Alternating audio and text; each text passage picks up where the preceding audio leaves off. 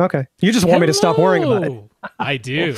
Tom too. He's always worried about it. Hello, everybody. Welcome to Behind the Scenes of AV Rant. Yes, we are here. It's a Wednesday, which is unusual for us. But yeah, we by hook or by crook, we're going to record this podcast, episode number 630. This is the behind the scenes version, but you're pretty much gonna this is gonna end up being the video. Other than I'm gonna cut this off and put in the regular intro and clean up the audio as necessary, but yeah, this is basically going to be the show, so not too much different this week if you're watching behind the scenes. Yeah. And I'm over here still obsessively adjusting video settings. I knew you would be. For my webcam. I couldn't resist, man. Sorry. That's why I'm continuing to talk a little bit. I know you well enough at this point. You can see me staring at it. That's all right. Well, I got a new lighting kit. Anyone watching us live should know that I've got big video plans for the future. So got a lighting kit, and I'm trying to get used to it now. And then I'm going to get a better camera. There's a Sony mirrorless wonder that I'm going to get. Yeah, I heard about that. All right. Well, this thing says we're live, and it's all doing that. So yeah, all right, should be all right. I'm going to start the podcast. Right on.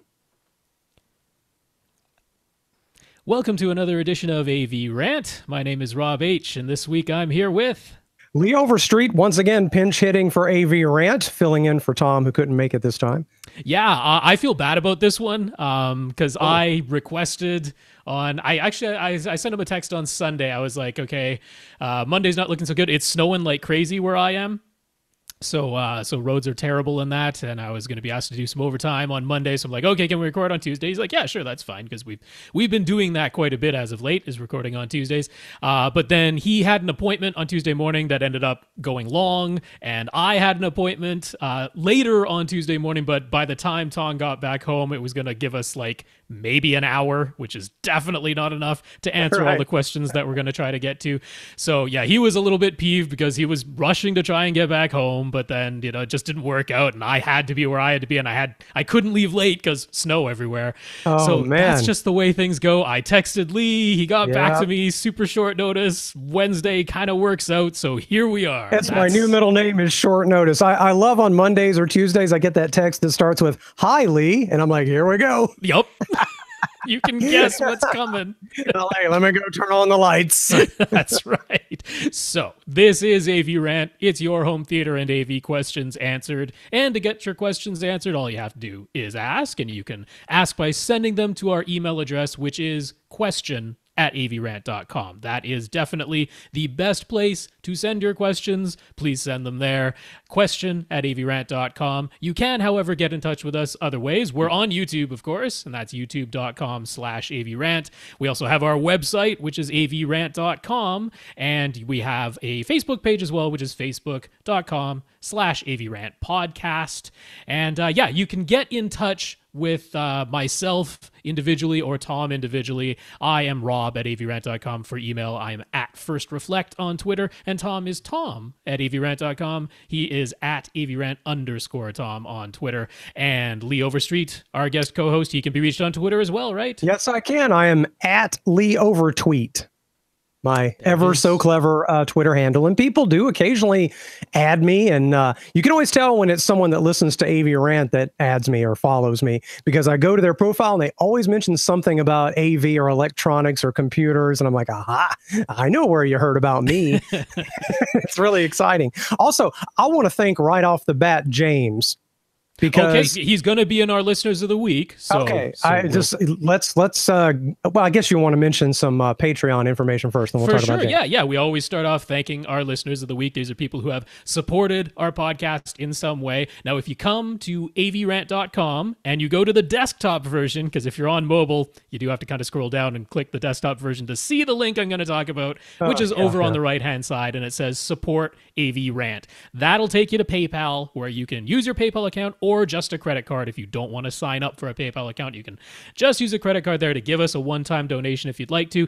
I know some folks did that, but Tom has all the official names and things didn't work out. He's not here, so I don't have the names for this week. I apologize. You will be mentioned next week for sure. But that's how you can make a one-time donation. You can also, if you want to, donate on a regular monthly basis automatically by using Patreon. So that's at patreon.com/AVRant Podcast if you'd like to sign up. We have 81 patrons over there, including Brian W., who is one of our patrons, and let us know. If you let us know, we'll mention you. So that's how that works. So thanks very much to our 81 patrons over there. That's a good number of patrons. That's really cool. Yeah, no, I'm always happy to see that number tick up. It's great. You know what I would love even more is like multiple people doing $1 instead of like, several people doing 10. Not that we don't appreciate the several people doing like $10 or possibly even more, but I'm like, if a whole bunch of people did $1 a month, I'd be like, that'd be so cool. But yes, and it's okay if you're like super wealthy and want to, put like $100,000 a month on there. That's fine okay. Too. That's okay. That would be very okay. Yes, it's a number you could. Lee mentioned James, and we do want to thank James because he went above and beyond. He enjoys doing what he calls his trifecta of AV Rant support, which is, first of all, he talked us up to Accessories for Less, which is if you don't want to support us financially or aren't able to support us financially, but you will still want to support us in some way, talking us up to retailers and manufacturers that you buy stuff from is a great way to do that. Helps us out. So he talked us up to Accessories for Less. He bought some Kef LS50 speakers, which we'll hopefully get to talking about his question about that. But he's also a monthly Patreon supporter, and he gave us a one-time donation on PayPal. So that's his trifecta, but he went beyond that to a quadfectra. A quadrecta? I don't know what the word is. He supported us 4 ways. That's how we'll say it. And Lee can tell us about that because it involves Lee. I feel a little guilty. I made a flippant comment about how people were getting gifts, and I'm like, well, I'm on here every now and then. My email address is leoverstreet@yahoo.com, and it's my birthday next week or something. So I had a birthday coming up. I just had a birthday several days ago. Happy birthday. Thank you very much. I'm ancient. And James heard me say that, and like with his powerful hearing and memory, he wrote down my email address apparently from me just blurting it out, and he sent me a gift. He sent me an Amazon gift card. I'm like, gosh, James, thank you.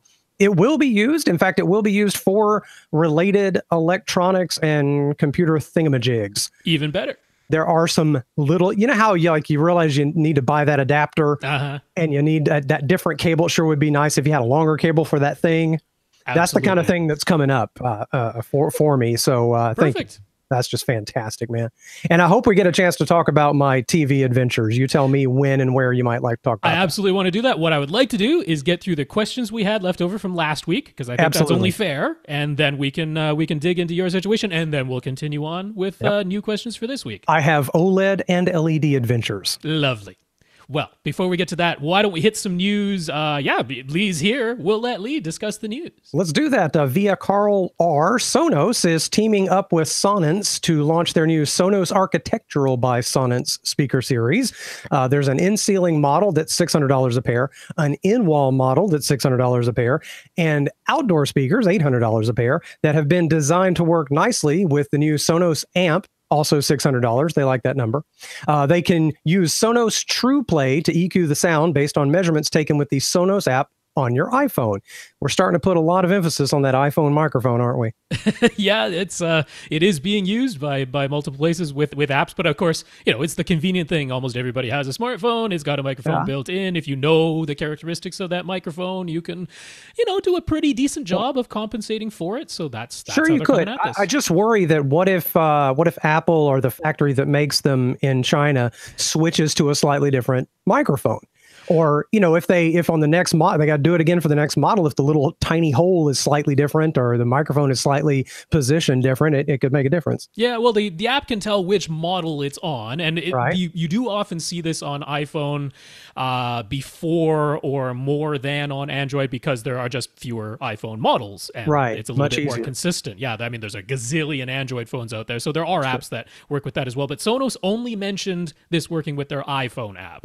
That was the way it was worded. So I assume that's the case for now. But yeah, Sonance, they basically invented the home in ceiling speaker market. Not that they did anything particularly different from taking car audio speakers and putting them in ceilings, but they basically invented the category back a ways. So yeah, teaming up with Sonos, that's cool. And yeah, there you go. Not very much terrible prices, not the best prices, of course, but should work nicely if you have a Sonos system. Yeah, I feel like at least you're getting decent stuff. Yes. There's no way that's going to be bad, That's right? So that's probably not terrible pricing. Also in the news, Anthem announced their new ARC Genesis Anthem room correction software that'll be launching in spring of 2019. It works with existing Anthem products. It's got a new interface. It's faster. You can remeasure just one speaker at a time now instead of having to remeasure the entire system if you make a change.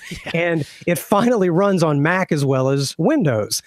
So the people that have the iPhones that want the Sonance, they probably have Macs. They're also introducing a, quote, snapshot quick measurement feature so that you can overlay measurements to compare any changes you've made. So they've really upgraded that software. Yeah, some nice quality of life stuff there. If you're into Anthem products with ARC, their Anthem room correction, this is, I think they said their third or fourth generation of the software. But nice thing, you don't have to buy new hardware. They're like some of the oldest hardware that only had RS-232 ports, no USB, no network connection or anything like that. Those won't work with this because this requires the newer connection to your computer. But basically everything that you probably have from Anthem, it will work. So you don't have to buy new products to use the new version of the ARC software. So that's Although I think I have a serial connection on a computer in the closet. I think I do. I could pull that out from the 90s. It would be great. Let's see. Disney announced that if you want to stream Captain Marvel later this year, Disney Plus will be your only option. They expect to lose $150 million by refusing to license the streaming rights to any other services. Yeah, really? But they're saying it's an investment in their future. Well, that makes sense. It's a bit like advertising for that service. And they envision Disney Plus becoming a very important part of their business. And that, okay, it makes sense to me. I see where we're going in the future. Yeah. You realize what's going to happen. This. Well, you realize we all said, what if we could subscribe to just the individual channels that we want? And you're already to the point where you can do that with HBO and this Disney channel. Sure, and can you do it with ESPN?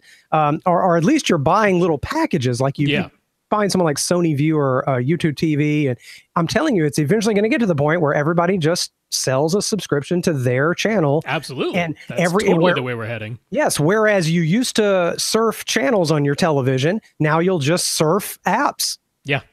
I mean, and then somebody's going to make a meta app that quickly samples all your apps that shows you samples. And now you're back to surfing channels again. This is not going to save anybody any money, which is what people really, when everybody said they wanted a la carte channels, what they really wanted was to pay less money. Right. That's and what they it doesn't happen. I've had conversations with people recently because I have a contract with Comcast that lasts another 14 months. And Comcast doesn't have to follow the contract, but I do. Okay, Comcast canceled my HBO. Yes. You probably saw that on Twitter, what I said about it. Yeah, I was a little bit ticked. Yeah. And they just decided to cancel HBO, even though I have recordings of them promising me that. And there's nothing you can do about it. But I've noticed that by the time you pay for all the different channels and packages you want, you start getting close to the cost of cable television because you've got to buy the high-speed internet. Of course. And that's I'm not pleased about this. I'm getting very displeased with Disney in general because, like the disc releases that they're doing on Ultra HD Blu-ray, they are ruining them. They're dynamically compressing the audio all the time. Really? And they refuse to put Dolby Vision on there because they're like, oh, we might want to change it later, so we'll only put Dolby Vision on the streaming version. And then they're like, but the streaming version is only going to be on our service now, and I'm like, really? Why might they want to change it later? I don't know. They're Disney, man. Yeah, they just think they can do it all. And frankly, for a lot of families with children that get hooked on Disney stuff, they're going to pay I mean, this is what they want. They want that control over their content because they're going to be like, okay, if you want to see Disney movies, they're only going to be on our service, and we can take it off our service so we can put things back in the Disney vault. And, they're essentially ruining the physical media so that you won't even want to buy it. And I mean, I guess you can still purchase it on iTunes, right? That's... or on Vudu. So until they take that away, I guess that's your alternative. But I don't like the monopolistic thing. I don't like that. I don't either. No. Never forget, everyone, you don't have to watch any particular thing in this world. That's true. And so you can always tell people to stick. They know we want to watch the Marvel movies. So Well, I don't. I'm a weirdo. I don't.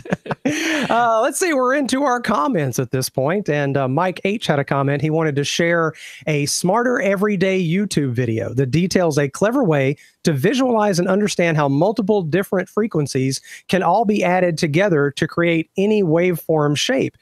Yes, I watched a video once about how like Fourier transforms are used. That's it. Yep. Oh my gosh. And it's fascinating, and it's so far over my head. I feel like I've sunk to the bottom of a math pool, and I'm looking up at the surface. I'm like, what did I miss in high school and college? Oh my goodness. So the idea of it, the visualization, and what's nice is this is an animated version of it, because this is not a new idea of visualizing things this way, but it's animated in the video so you can really see it in real time, which is, imagine that each frequency that you're talking about is a circle, so a longer wavelength, a longer frequency, lower frequency would be a larger circle. So you imagine that each circle, there's a little line going around in a circle, and that's going at the same speed. So if you have a smaller circle, that'll be a higher frequency, right? It'll make it around that circle faster if it's a smaller circle. So you layer these circles as though each line is a link in a little wand with bends in it.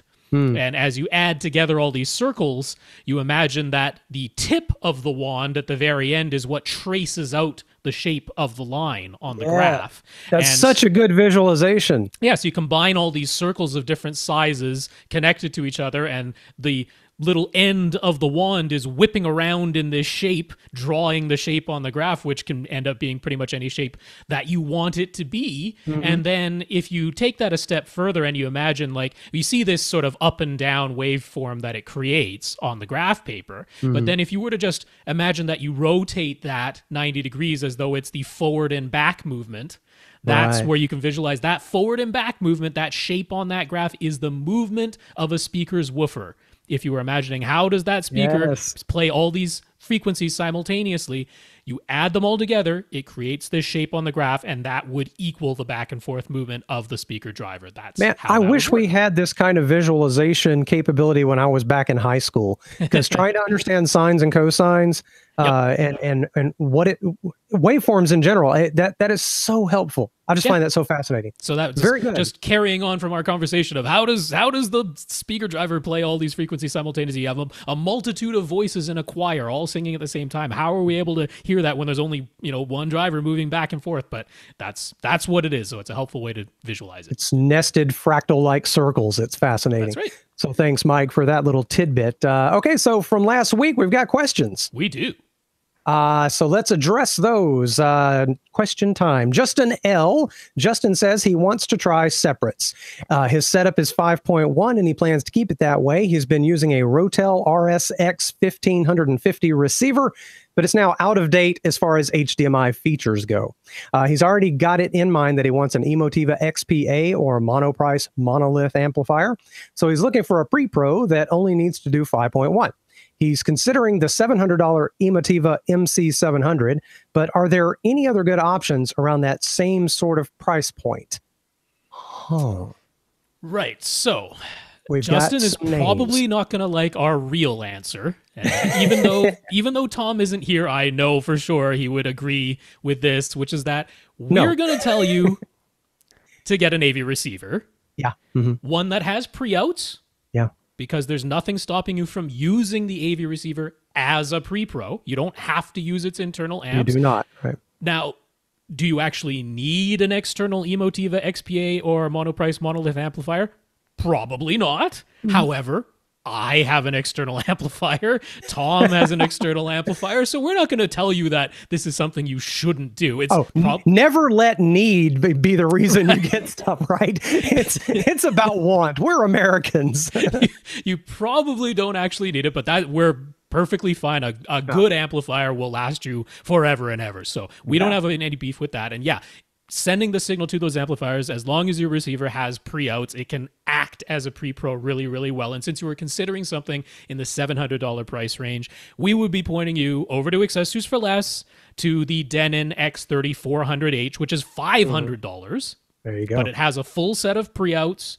It can definitely do 5.1. It can, in fact, do 7.1 or 5.2.2 Atmos. It can do 7 speakers total. That would be where it maxes out. But he only wants to do 5.1 anyway. But it also has Odyssey Multi-Q XT32, the highest level of Odyssey, all for $500. So that's where that would be our real answer to you. But you just get so many more features that are ready to work with everything that's out there. It's less compromises on settings and features and compatibilities. And you get good room correction, and it's a lower price. So what's not to like? But let's just say that's not what he wants. Let's say he doesn't want Odyssey. Let's say he wants a different room correction than Odyssey. Okay. Well, I'm still going to be pointing you at a couple of AV receivers because price. Ironically, even though the Pre-Pro doesn't have amplifiers built into it, they're usually more expensive than the receiver version that has the identical features and does have amplifiers built into it. So let's say you want something else. How about Anthem? We mentioned them earlier. If you want to try Anthem room correction, their least expensive AV receiver model is the MRX 520. That'll do 5.1. Not cheap. $1,400. That's the retail price. So we've doubled your Emotiva price. It is a receiver. It has amplifiers built in. Maybe that gets you to question whether you need the external amp. But the reason to get this would be because you specifically want Anthem room correction, not really any other particular reason. But it has the pre-outs if you want to use it as a pre-pro. Another option would be from NAD, from NAD Electronics. They have their T758 version 3 AV receiver, not Pre-Pro, because the Pre-Pro is more expensive, but that one has Dirac Live built into it. So if you want the Dirac room correction, that is one of the least expensive ways to get it. That's a $1,300 AV receiver. Is there a compelling reason why someone wants Dirac versus another? So this is the thing where Tom and I don't necessarily follow what is like kind of trendy right now. Right. Because so all of these things use fur filters. Well, actually, ARC doesn't even use fur filters. They use infinite impulse response filters, but Dirac and Odyssey both use fur filters. They have slightly different algorithms. That once they take the measurements, how they apply their correction and their filters to it differs. They're two different companies. They came at it two slightly different ways, but the principles behind them are very, very similar. And you can imagine I'm very cynical and suspicious. And my first thought is they're just buying this software from the companies that really do it, aren't they? I mean, that's just the first thing I think of. Correct. They're legit from scratch writing their own software. Yeah, Odyssey made their own. I mean, that's what is used in IMAX theaters is Odyssey. Dirac made their own from the ground up. Anthem made their own Anthem room correction from the ground up. But all of them, you can alter the target curve manually. So in the end, they can all be exceedingly similar. However, some people just have a preference. So I'm putting that out there. The T758 version 3 from NAD is an interesting unit because you do get Dirac Live for that $1,300 price point. It has 7 amplifiers built in. It is an AV receiver, but it can actually be expanded to 7.2.4. It has 4 additional pre-outs for your 2 pairs of overhead speakers. So if you want to expand all the way to 11 speaker Atmos, it can do it for one of the lowest prices if what you want is Dirac built in. Now, finally, that brings us to an actual dedicated pre-pro that is not wildly more expensive than the $700 Emotiva with a feature that the MC700 Emotiva does not have, which is a full set of XLR connections. Oh, okay. Because all of these other ones we've been talking about, including the Emotiva MC700, they use regular RCA connections to connect the receiver or the Pre-Pro to your external amplifiers, which is fine. However, some people are like, I gotta have balanced XLR connections because it's just my house is full of radiation and interference. My amplifiers are 300 feet away from my Pre-Pro. I've got to have XLR connections. So there is Outlaw Audio's Model 976. That is their Pre-Pro that they're selling right now. 7.1 goes for $930. So it's a little bit more expensive than the Emotiva, but not crazy. Well, he said same sort of price point. What sort? Sort is still 3 digits, within a stone's throw type of thing. And that gives you the full set of XLR. So that might be what you want to consider. Now, the Emotiva MC700 and the Outlaw Model 976, neither of those has automatic room correction at all. They don't have anything akin to Odyssey or Dirac or ARC. But what they do have are parametric EQ filters, manual ones, and you can actually use them with Room EQ Wizard. So you could get your own microphone, connect it to your own laptop, run Room EQ Wizard, take your own measurements. Room EQ Wizard can then generate recommended parametric EQ filters, which you can then manually input into the Outlaw or the Emotiva. So there's still a way to do EQ and room correction. It's just a little bit more involved. It's more manual to do it, but those would be dedicated pre-pros. But I'll take it back to the beginning answer, which is the thing we recommend is Denon's X3400H because it's $500 and it does everything you need to do and it gets you Odyssey. As cynical as I get, I get wanting to have that finer thing. I get wanting to get more involved. I kind of dig the sound of that manual adjustments, you know, your own. If that's your bag, yeah. Like you can imagine that's fun, you know, for a lot of people, and I respect that too. So if that's the thing you want, there's your one other option, gives you something more to play with. There you go. And so hopefully plenty of options. Something satisfies out of there Justin. Yeah. Matt E. First, Matt says, thanks so much for all of our suggestions for his small room that is a family room first, a playroom second, and a theater third. There's a big opening at the front, so he has a retractable projection screen come down when it's movie time. Well, that's very cool. And also very common that we just don't all have a space for a dedicated theater.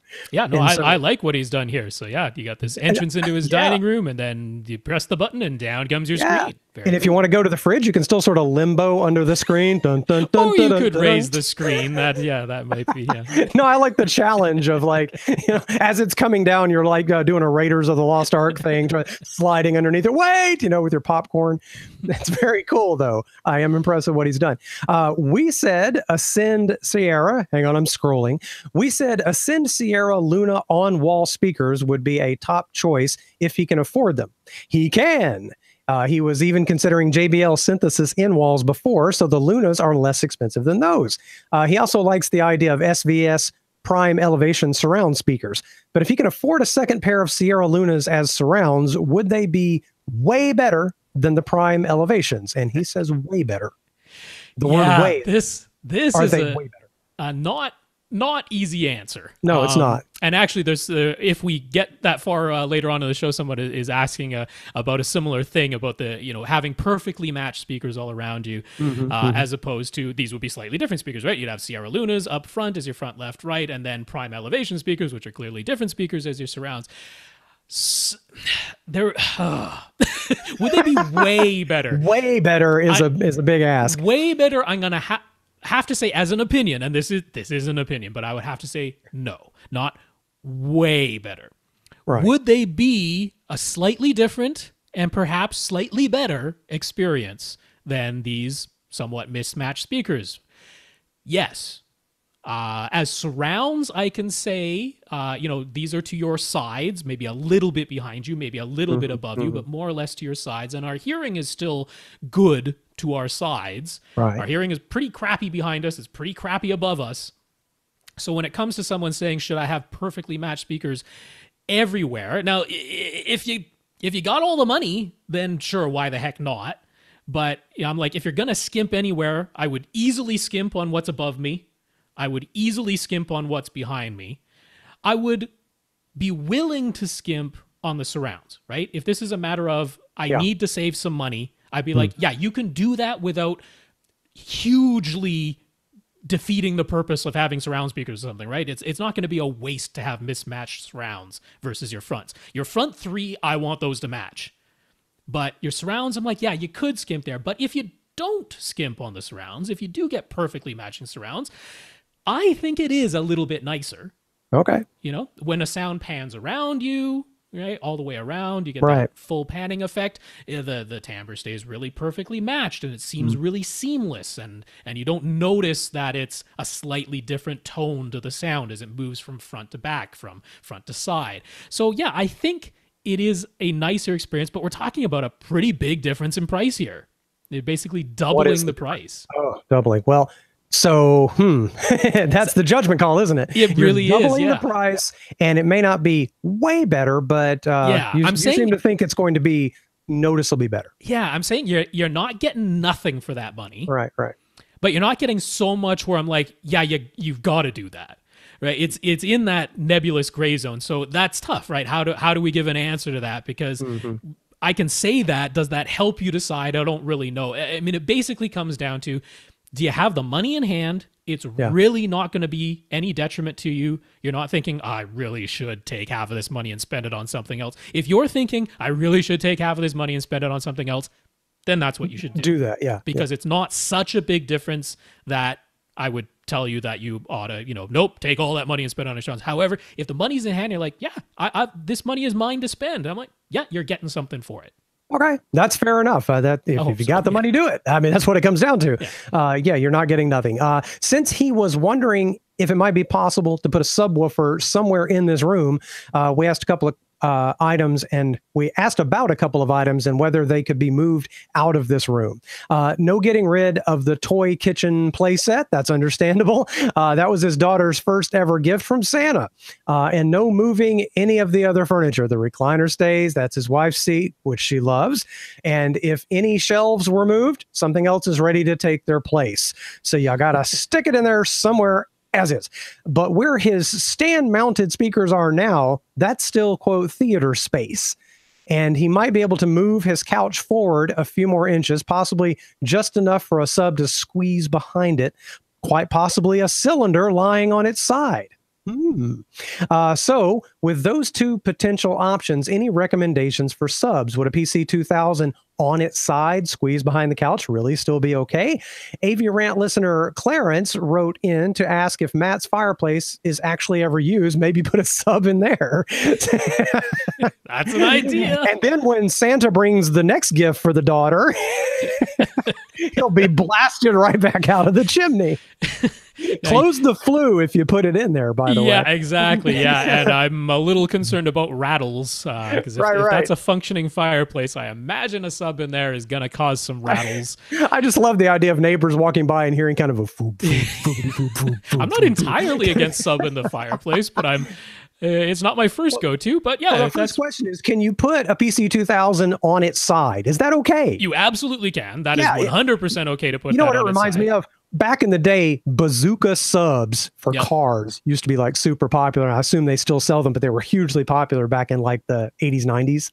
And that's what it makes me think of, is just a big old tube on its side. And sure. I mean, I would love for you to pull that couch a little bit forward anyway, because it's quite close to the back wall there, which is less than optimal. We'd like to have some distance between the back of your head and the wall behind you. So I mean, if this is the excuse you need, of I get to pull it, another 8-10 inches forward from the wall, that gives me just enough room to shimmy a sideways lying cylinder back there. Now, what will the performance be like that? So again, we got this large opening at the front, right? So this is not a enclosed rectangle of a room. Right. He was like, if he just goes for the smallest, something, like an SB1000, a little sealed sub that takes up as little room as possible, which of course that could be an option for fitting where one of his speaker stands is right now. Right. Or in the fireplace. Yeah, exactly. That could be that. But he's like, could he benefit from the higher output of a PC2000 because he's got this opening? And the answer is, yeah, you could. An SB1000 will be fine. It's never going to break itself, but it's not going to pressurize this space. Probably don't want to pressurize the whole house, but if he wants that extra output, having the availability of the PC2000 wouldn't be a terrible idea. Will it sound optimal lying on its side behind your couch? The answer is we don't really know, because this isn't an enclosed rectangle. What we can tell you, though, is that having a subwoofer in the middle of a wall is generally pretty good. Yeah. As far as single subwoofer placement goes, that's almost always the best place, is the middle of a wall.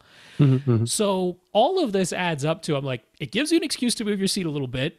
It's totally going to work. It'll never break itself. It has ample output. It's going to be right behind your seat. I'm like, it seems like a pretty decent idea to me. I'm on board with that. Right. I'm thinking, two things. One, you get that, we've talked about this before, where if you can't pressurize the whole space, at least get that gut punch kind of brown note. You get it close to you. You get that kick drum definitely thumping you. Yep. That chest thump. That's kind of nice because it's just so close to you. Also, I have like a question about like what do you set that sub on if it's on its side?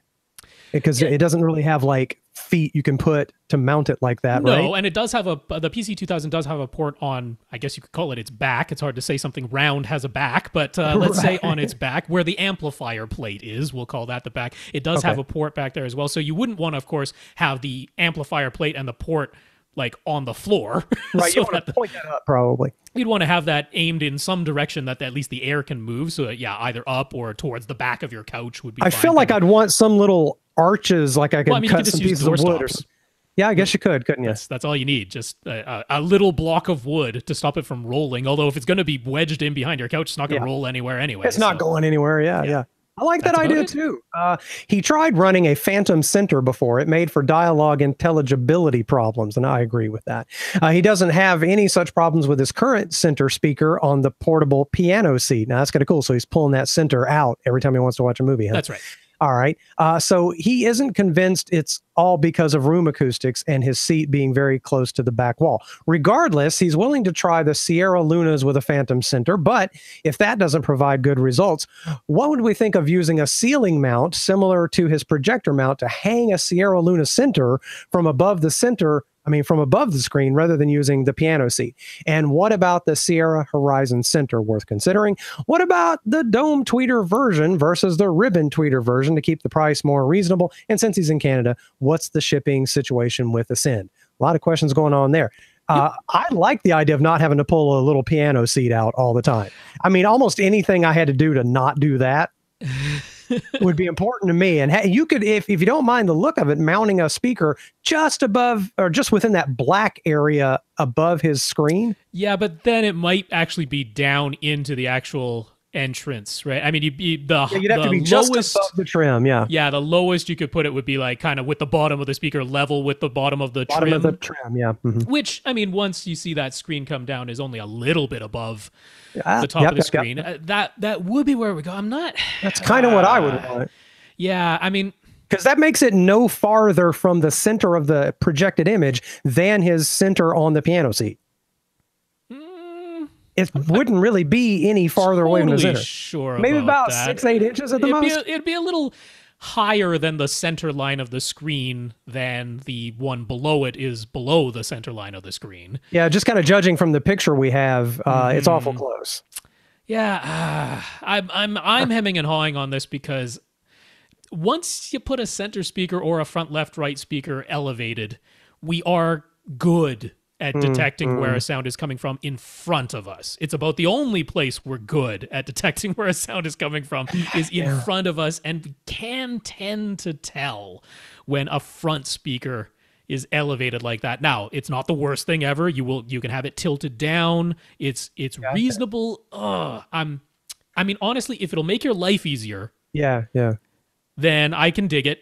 I can get behind it. Yeah, because I personally, it would drive me nuts pulling that speaker out every time. I couldn't do that myself. Yeah. You would definitely want to make sure it's a mount so that you could angle it down at you, have it aiming at your face.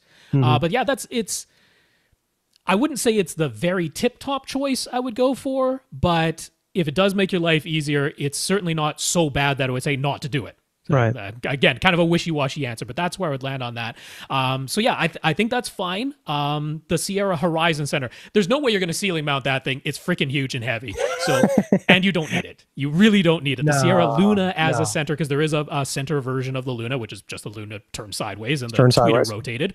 Perfect. But that is really all you need. Your seating distance is so close. There's no reason to go for a different one. There's the I mean, it's kind of a moot point since we're saying don't get the Horizon anyway, but the dome version versus the ribbon version, they do sound different. I can hear the difference between those two. They have a different timbre to them. If you're going to have... characterize the difference? Well, that would be tough to do. Basically, just say if you play the ribbon version next to the dome version, back-to-back A/B compare them, you'll be able to tell them apart. Okay. That's about it.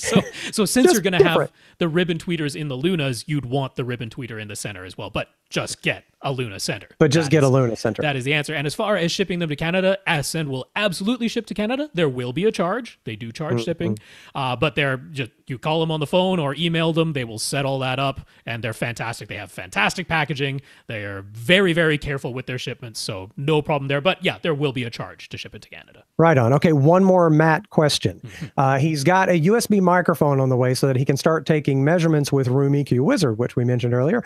And he's interested interested in room treatments, although there are obviously very few options for where treatments could be placed. What should he be looking for in the measurements to help him decide if acoustic panels would be beneficial? And what do we think of maybe leveling up his blackout curtain to maybe have insulation sewn into it to make it into an absorber?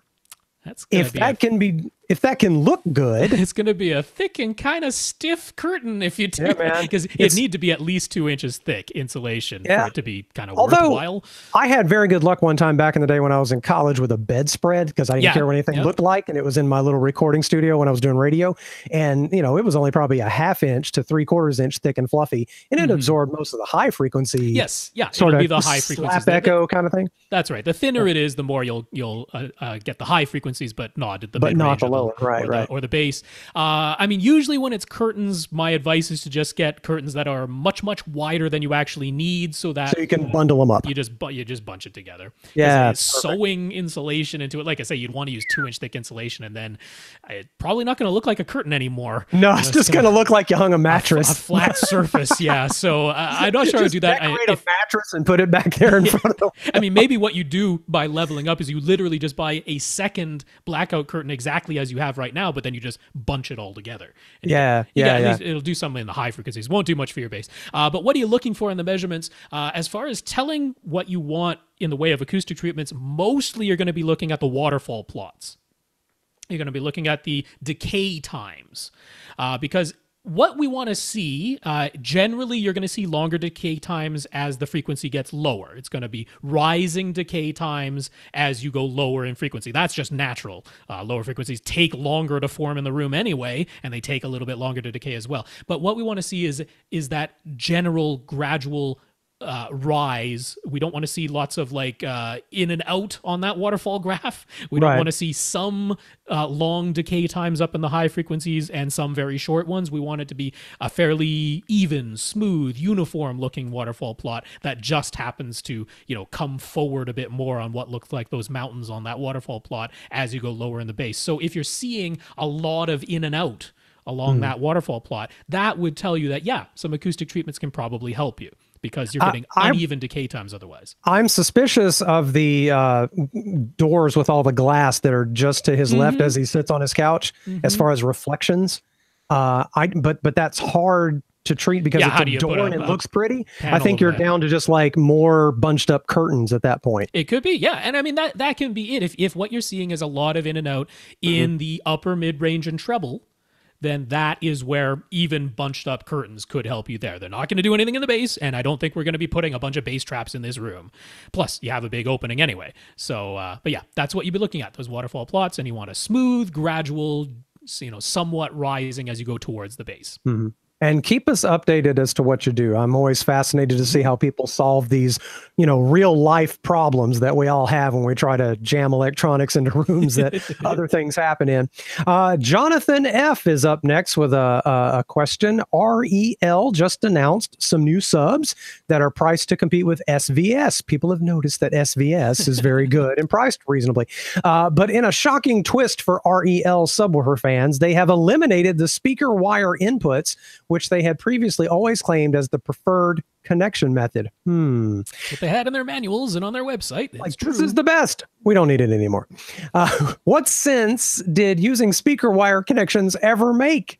He asks. Wouldn't that require telling your AV receiver that you do not have a subwoofer and then running your front, left, right speakers as large?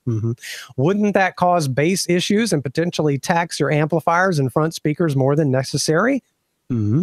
Yes, all of those things, absolutely. Jonathan, which is why we never recommended doing this. But it all stemmed from REL being one of the first companies in Great Britain that got on board with telling people that they should use subwoofers even in a music-only system.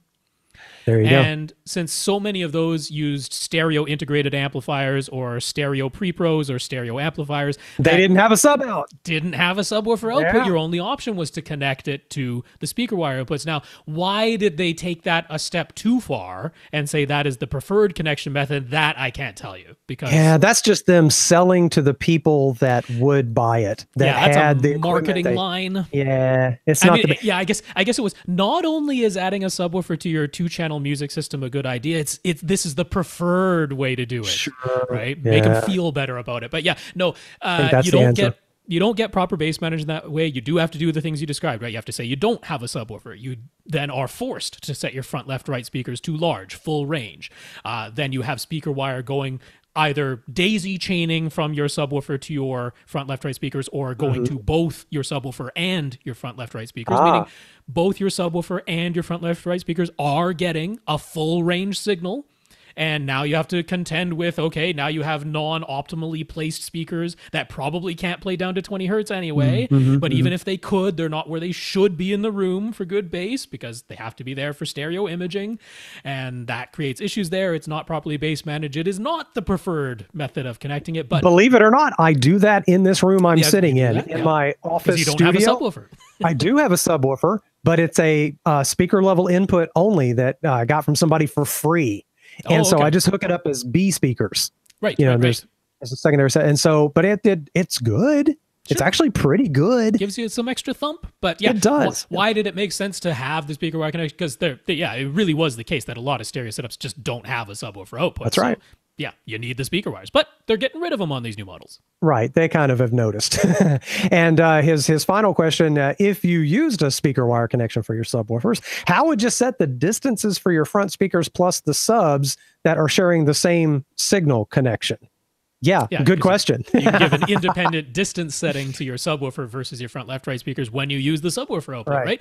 Well, yeah, of course, inside the AV receiver, you can't. What you would have to do is hope that your subwoofer that has speaker wire inputs, and that's what you're using, has a fully variable phase knob, because that's how you would do it. Now, it would be getting the same delay, the same distance level setting as the front, left, right speakers to begin with, but then you could individually, as long as it has a fully variable phase knob, change the timing on the subwoofer independent of the front, left, right speakers using that phase knob. But if it only has a polarity switch, a 0, 180 degree polarity switch, well, now you can't, which is where some of this idea of, oh, well, my subwoofer ought to be as close to my front, left, right speakers as possible, because they're all sharing the same distance, which is, again, putting your subwoofer not in the optimal place in the room. But all of this was...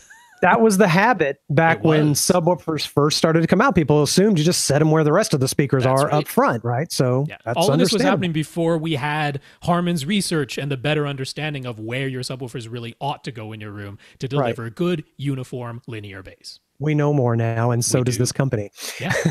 All right, moving on to Nathan D's question. The Super Bowl, whoops, I have to pay a fine now to the NFL for saying that out loud on this podcast. The big game wasn't even broadcast in 4K this year. So when do we think it will be broadcast over the air, not only in 4K HDR, but also with immersive audio? 2020, 2021, later than that? My guess would be not for quite a while would it be broadcast over the air in 4K HDR, but I bet by next year it'll be in 4K HDR if you pay for some NFL streaming something. That would be my guess. The cameras will have to be there first, obviously. Right. I bet you by next year, though, that's just a guess. Next year, 2020, but not over the air. That's not going to happen for quite some time. So, I mean, I'm looking at like NHK's super high vision system, right? What they're going to be using for the Olympics in 2020. This was their whole goal, was to have the super high vision system going by 2020. It's actually why Rec 2020 was called Rec 2020. That one was not just a randomly assigned number. So 2020 was the goal for all of that.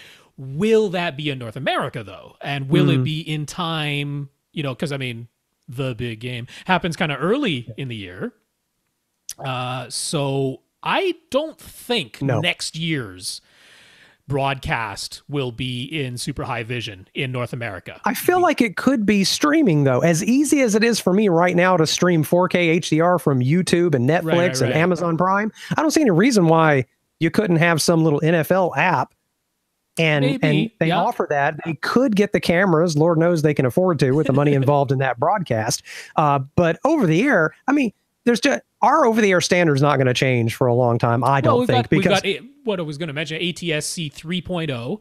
I mean, it's a slower progress on that than we kind of expected. As it kind of should be, honestly, in my opinion, because there are still people using 4x3 CRTs in this world. Yeah. There really are. And they're using adapters. It's not the same change as going from analog to digital was, right? If you once we get onto ATSC 3.0, ATSC 1.0 is still going to be working for many, many, many years. Yes. And there was no ATSC 2.0, by the way, in case you're wondering where that number went in the chain. There is no 2.0. But yeah, so will ATSC 3.0 be ready by next year for a full 4K over-the-air broadcast with immersive audio? I'm going to say no to that. No. Could it be by 2021? Well, Super High Vision is going to be out. The Olympics are going to be broadcast in it. That does include NHK's version of immersive audio, which is their 22.2 channel-based immersive audio. But ATSC 3.0 includes basically the new version of Dolby Atmos for broadcast. So that's all going to be part and parcel. There's just not enough people who either care or who can afford the televisions. I know 4K TVs are getting cheap, but I don't think right now, let me just tell you this. Right now, Comcast changes almost every channel, no matter what format it's broadcast in, to 720p. Yeah. And that's what most people are watching. The NFL channel happens to be an exception, but that's not where you watch the super game. Superb Owl. The Superb Owl, that's on broadcast TV, and that's going to max out at 1080i or 720p depending on the broadcast channel. So I don't see that over the air changing anytime soon. There's not a compelling reason to me. It's going to happen though. So what do we think? 2022 then? 2022? I'm really pessimistic on any 4K over the air for a very long time. Well, that's Lee's prediction. I'm saying I think we could see it 2021. I definitely don't think it's going to happen next year. I don't think it's going to be 2020. I think there's an outside chance of 2021. I think 2022. That's my prediction. I'm going to bid $1 and say you've all overbid. Okay, fair enough. There you go. That's what I say. Speculation, Dave. But streaming possibly next year. Okay. Mark took our advice and quickly made some DIY absorption panels and base traps, and they look good in the pictures he has sent. The other change he made was cutting an 8x10-inch hole in his back wall and recessing his projector back there. He just has a frame around it right now. Should he close off the opening with Edmund Optics glass? Why? Soundproofing would be the reason why. Yeah, but do you have good ventilation in your little 8x10 hole? I know, right? Because the exhaust is definitely coming out the front of that projector. Oh, you better blow it out the top somewhere into that wall. You better run a duct. You'd have to be really careful about airflow concerns if you do close off the front. So really my question to you is, are you having any soundproofing issues? Because if having this hole in the back of your wall has created soundproofing issues, you kind of got to close it up somehow. But a lot easier said than done. You definitely have to worry about where is the exhaust air going? How is the cool air getting back in? How is all that airflow working? Fans, all that. So as long as your soundproofing situation is okay right now, I would opt to not close it. Right.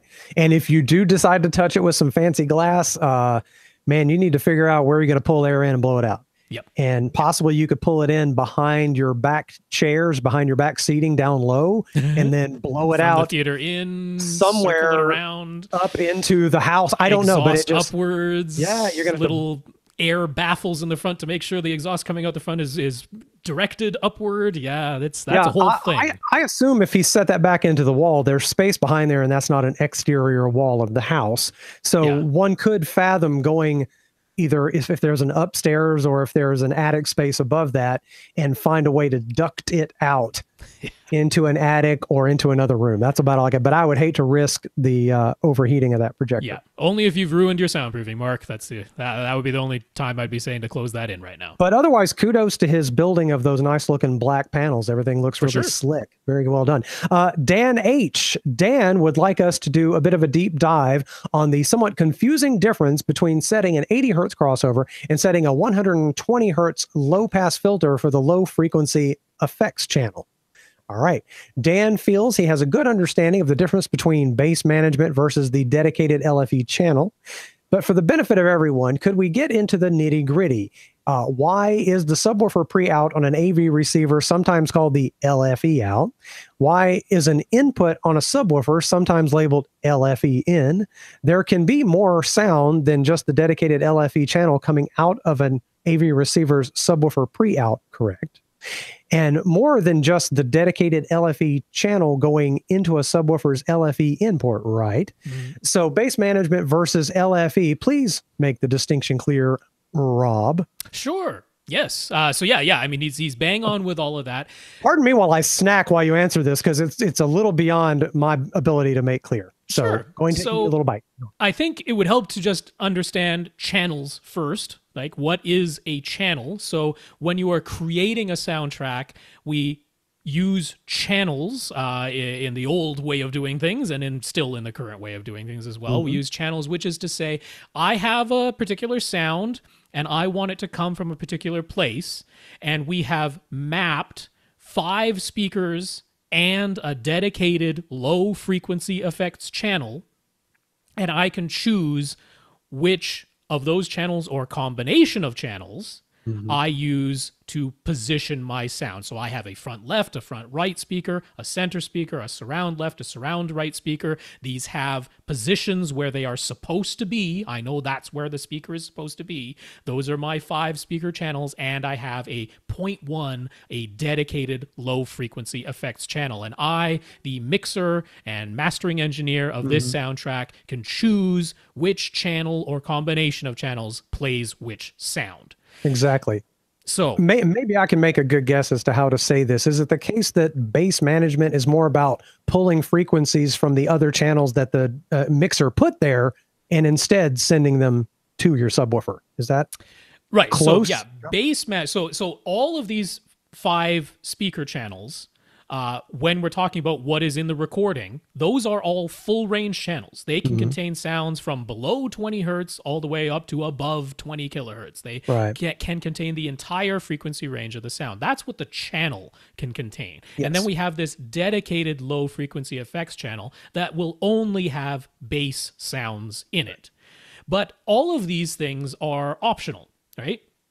So when we want to bass manage something, we're saying, okay, we have these channels, we have this recording that could contain all of this information, but now I want actual physical speakers to play that signal back. And most speakers cannot play all the way down to below 20 hertz. Right. And even if they could, we wouldn't want them to, because they're not in a good position in the room to deliver uniform linear bass to all of the seats if they did play that. Which is what you keep telling me about my big tower speakers that have That's right. 15-inch subwoofers aiming off to the side. That's where all my low frequency goes, and I'm doing it wrong. What we can do is, in an AV receiver or a preprocessor, is we can say, okay, filter off all of the bass from all of these 5 speaker channels, filter that off, and instead send that bass to a speaker that is well positioned and well suited for producing nothing but bass, our subwoofer. Right. So that is managing the bass. It's filtering it off from the speakers that either can't do it or are poorly positioned to do it, and sending it to a speaker that can do it and is well positioned to do it. That's managing the bass. Yeah. What about the low frequency effects channel? That is a channel. It could theoretically be played out of any speaker. It doesn't have to be played out of a subwoofer.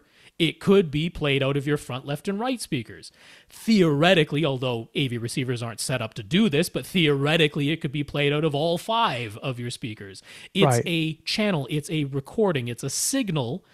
We have to tell some piece of equipment what should play back that channel. And normally we have it played by a dedicated subwoofer, which is good at playing bass and can be positioned to play that bass well to deliver uniform linear sound. So the low frequency effects channel is not a subwoofer channel. It's not. It's a channel that has a lot of bass in it. It's a 6th speaker channel that doesn't have a dictated position, because all the other 5 speaker channels have dictated positions, but the low frequency effects channel doesn't have a dictated position. It only contains bass, but it is not a subwoofer channel.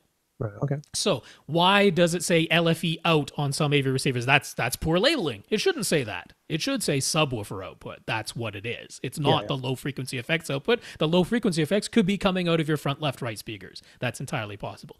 Why does a subwoofer? In my case, I route the LFE to my front, left, and right. That's right. Why do some subwoofers have an input that says LFE in? Well, that's a little bit different, because normally your subwoofer will have a crossover knob. And in fact, that should be called a low pass filter knob. That is a knob that is filtering off higher frequencies.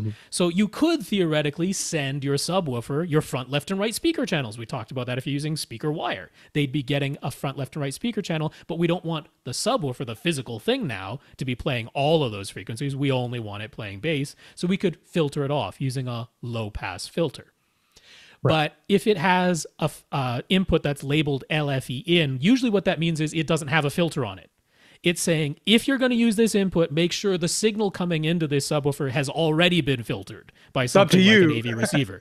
You, the user, you got to make sure that you're only sending bass to this thing. So when they label it LFE input, that is not the greatest labeling. It's not the greatest choice of name, but it's a clue to tell you that we haven't put a filter on this thing. We are not filtering off high frequencies. The signal you're inputting here should already be filtered. But you're right. It's poor naming. There we go. So moving on with his questions. So the LFE channel is a dedicated channel, all its own in movie soundtracks. What range of frequencies can it contain? And is it ever used for music? Well, the low bass of music. Does it have a top frequency that is technically allowed in the LFE channel? Yeah, so it tops out at 120 hertz. There you go. I mean, on Wikipedia, they're like the signal goes from 3 to 120 hertz. I'm like, there isn't a defined bottom end to it, but 120 hertz is about as high as it goes. Yeah, and there's no point in 3. Yeah, I'm not sure. I don't know. Maybe just to bother whales if you live near the coast. I don't know what that would be for. Not much point in a whole lot below 20. You can feel a little bit of rumbling below 20, but you can't hear it. But anyway, 120 hertz is the high end, so that's the range. I mean, the 0.1 is kind of a clue. You could kind of say, well, maybe it's 20 to 200. That would be 0.1 of 20 to 20,000, wouldn't it? Yeah. But no, it's 120 is where it tops out. Is it ever used in music? It can be. It's pretty much never used. Well, it isn't used in 2-channel music because 2-channel music is 2 channels, not 3. And that's the low frequency effects channel is a channel. So 2-channel music, no. But oftentimes music in 5.1 surround soundtracks, they already send the lowest bass to that LFE channel. It can be, yeah. So your surround sound audio formats, your DVD audio, your Super Audio CD, they can. It's optional. A lot choose not to. A lot only encode it as a 5.0 signal. But it's there. It exists. It could be used on like concert Blu-rays or something like that. Quite often, they'll use the low frequency effects channel. But it's entirely optional. Like we say, it's a channel that only contains bass without position information expected of it. It's an optional thing that they can use, but you'd only find it in surround sound music. There you go. On most AV receivers, there's a setting called LPF for LFE. And by default, it's set to 120 hertz. But you usually have the option to manually change that setting if you want to. Dan likes to change his speaker and subwoofer configuration quite frequently. Why? So sometimes he'll try using just one subwoofer. I guess it's fun. Sometimes he'll use 2 subwoofers. Sometimes sending the subwoofer out signal from his AV receiver to the powered bass drivers in his Definitive Technology towers. A bunch of various setups. He's found that sometimes with certain configurations, if he leaves the LPF for LFE setting at 120 hertz, he's able to localize the sound and tell where the subwoofer's placed. So does it make sense to lower the LPF for LFE setting in those instances? And what happens to the bass in the dedicated LFE channel above the low pass filter frequency that he sets manually? Does it get rerouted to other speakers? If it's already coming to your subwoofer and you cut it out of that subwoofer, the subwoofer doesn't know to send it back to anything. It's just gone. Yeah, the low pass frequency for the LFE channel, for the low frequency effects channel, LPF, low pass frequency. So like we say, that low frequency effects channel can contain sounds up to 120 hertz. If you set the LPF for LFE within an AV receiver to something lower, it is now filtering off some sounds that might be in that dedicated low frequency effects channel all the way up to 120 hertz. It's filtering those off, and it is not rerouting them anywhere. It's just filtering them off. They're just getting quieter and going away. It just goes bye-bye. Yeah, so it is possible to quote-unquote lose some of the bass that was in the original signal if you do that. That's why we have bass management. Yeah, except that this isn't managing the bass as in sending it elsewhere. It's filtering. I'm just saying if you only wanted frequencies 80 hertz or below to your that's what you need to tell your receiver. Yeah. So yeah, this is a little bit tricky. So another, I mean, what you've done is you've experimented and you found some times where you have suboptimal subwoofer placement, don't you? Because if you're able to localize the bass like that, and it's probably happening when you're using one sub, that would be my guess. That is a great example of why we so often say we want you to have two subwoofers. We want them optimally positioned so that you have uniform bass response. And if you have that uniform bass response, you won't be able to localize the subwoofers even when they play low frequency effects all the way up to 120 hertz. Why do they do that? Well, because the dedicated low frequency effects channel is able to play up to 10 decibels louder than any other speaker channel. And sometimes they're like, I got 100 hertz sound and I want it even louder. So I'll throw it into the low frequency effects channel where it's allowed to be even louder than any other speaker channel. So if you want to get all the bass, you don't want to change that LPF for LFE setting. You want to leave it at 120 hertz, and you want to only use setups where you don't localize where the subwoofers are placed, because that's how it's supposed to be. There you go. Alrighty, continuing on, he's got a lot of questions. Going back to some of the earliest instances of discrete 5.1 and how the folks at THX proposed the signals be handled, it seems as though 80 hertz was always mentioned, but he didn't see 120 hertz being mentioned. So why was the LPF for LFE set there? Why isn't it all just 80 hertz? I think 80 hertz is what we always recommend. That's what I've always heard you recommend, Rob. Oh yeah, as far as the bass management, as far as bass management. Yeah, where your speakers should play down to 80 hertz, and then everything below that we would like to have rerouted to a subwoofer, which is optimally placed. Yeah, why was the upper limit of the dedicated low frequency effects channel set at 120 hertz? I'm not entirely sure, except to say that there were, like I say, the low frequency effects channel is able to play 10 decibels louder than any other. Right. And at some point, somebody probably just said, I got this sound, it's a little bit higher than 80 hertz, I want it even louder. So that little bit of extra headroom was allowed in that low frequency effects channel. I mean, that's I would think it's because of tiny little Bose Cube speakers. That because of the existence of those ridiculous things. But that has nothing to do with the low frequency effects channel. I know, but you need to, they just by default, they're expecting to send more to that low frequency effects channel because they figure people have tiny little speakers that can't play, 90 hertz.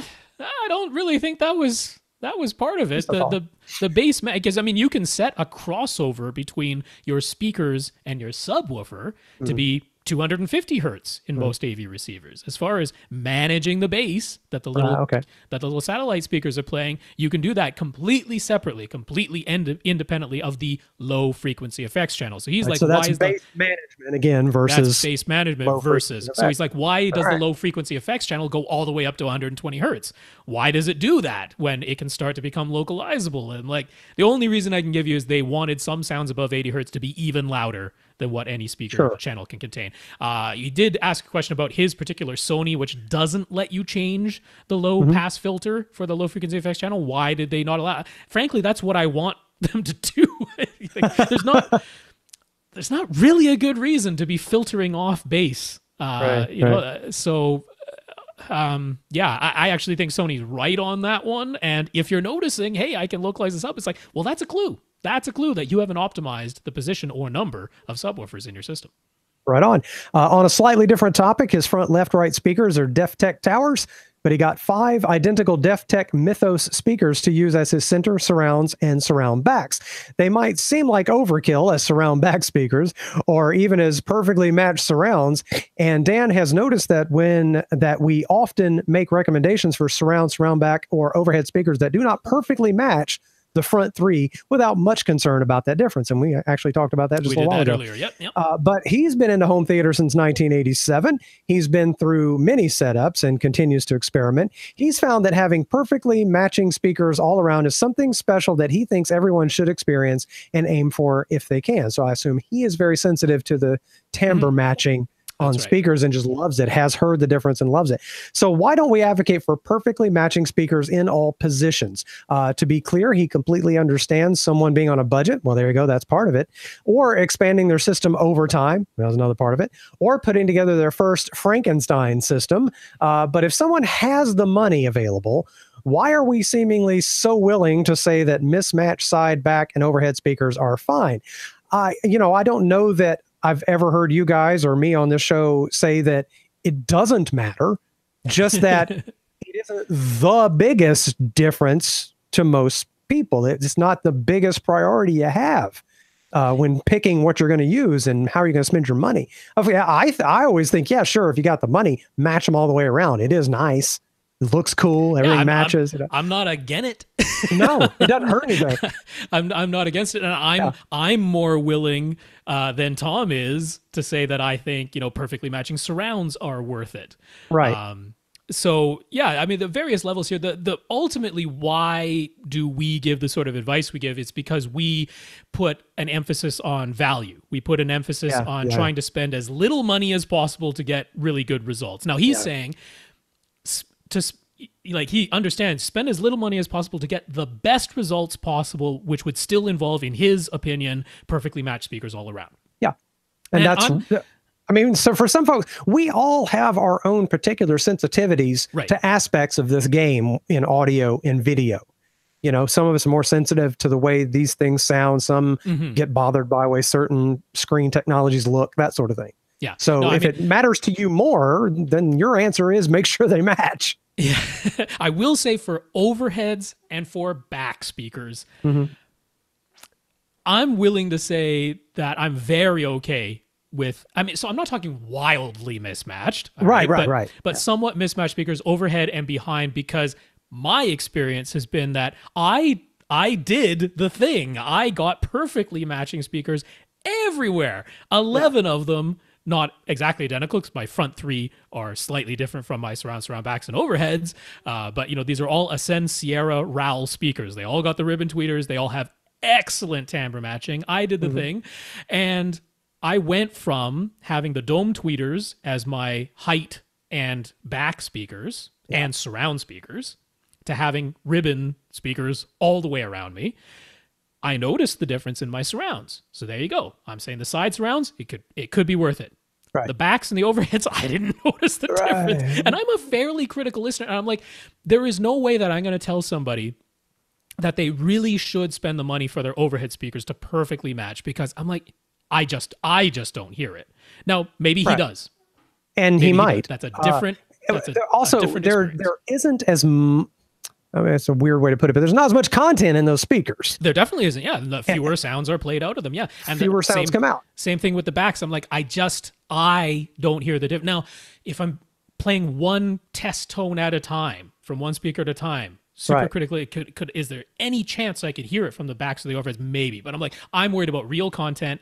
I've never noticed with a slightly mismatching back or overhead speaker. I've never noticed that difference. The surrounds, I could. The surrounds, it can happen. Fair enough. That's where I land on that, and that's the reasoning for the recommendations I give.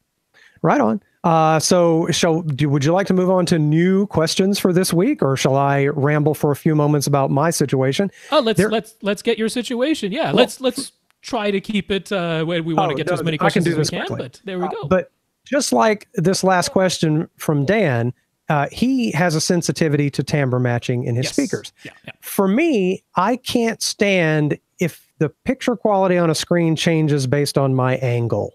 Okay. If I move off to the side just a little bit and that picture drops off, it gets a little darker, changes, I don't know why it drives me insane. Then you probably don't want a Vizio.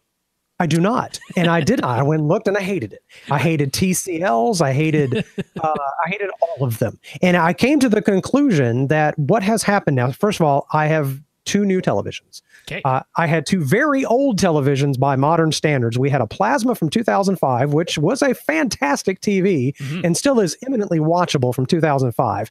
But it maxed out at 1080i and the panel is 1366 by 768. That was our main TV and it was great for ages. Our secondary television in the den for watching news and simple stuff, that was an LCD television from 2006 made by Sony. So I had a Panasonic plasma, Sony LCD, both of them 1366 by 768 panels, and it was time for a change. Both of them maxed out at 1080i, and the LCD in the den didn't even have a working HDMI input anymore. Okay. So we're like, okay, and we've been through Best Buy a bunch of times, and last year, people might remember me talking about how I actually went and purchased an OLED, brought it home, got mad at the apps and hated the remote control, and then a blue pixel came on and got stuck, and I was like, Hulk smash, and I took it back and we're like, forget it, we'll just wait for better.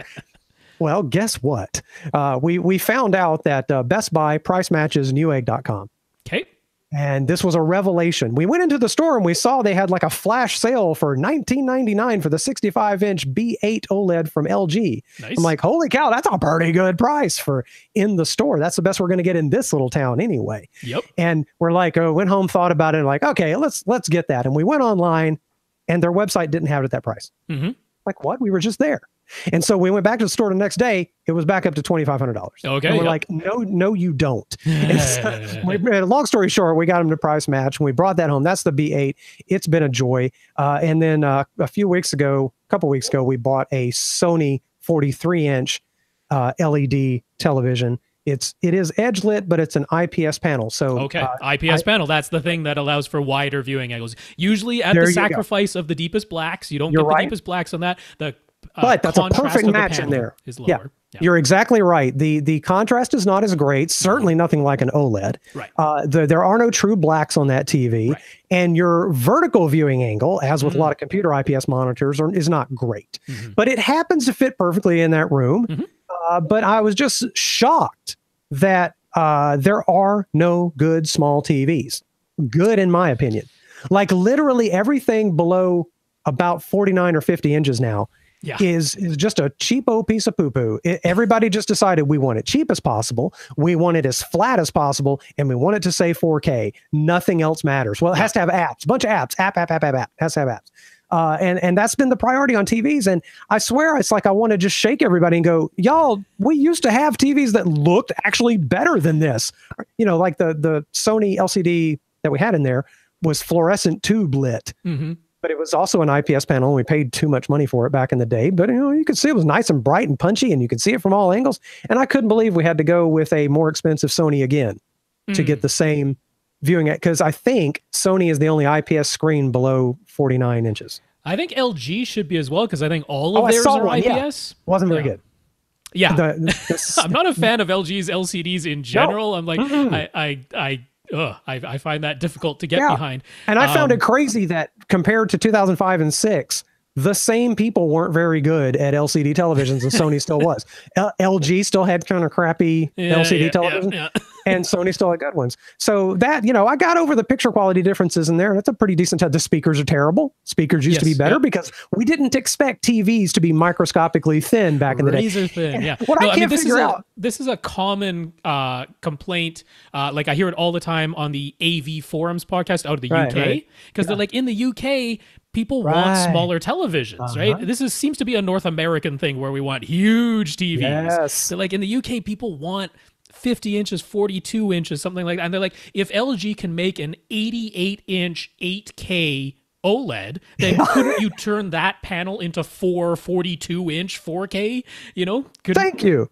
I probably would have spent the money for an OLED in there, but it wouldn't have been appropriate because burn-in would be an issue. I literally watch cable news tons, and then there's like, you know, football games, and I like to be able to hit pause and walk away for 2 hours. You know, so I need it. Yeah. The viewing angle thing is a trick because, like, for example, Sony has attempted to address that on last year's flagship LCD. The Z9F. Those are nice. They used a vertically aligned panel, which is the panel that usually gives you good for LCD black levels, good panel contrast for LCD, but narrow viewing angles. That has been the trade-off of vertically aligned LCD panels for a long time. That's right. Now they did a bunch of trickery and put filters on it and stuff like that to try and expand the horizontal viewing angle, and they were successful at that. It was good, but at the cost of the black levels went up.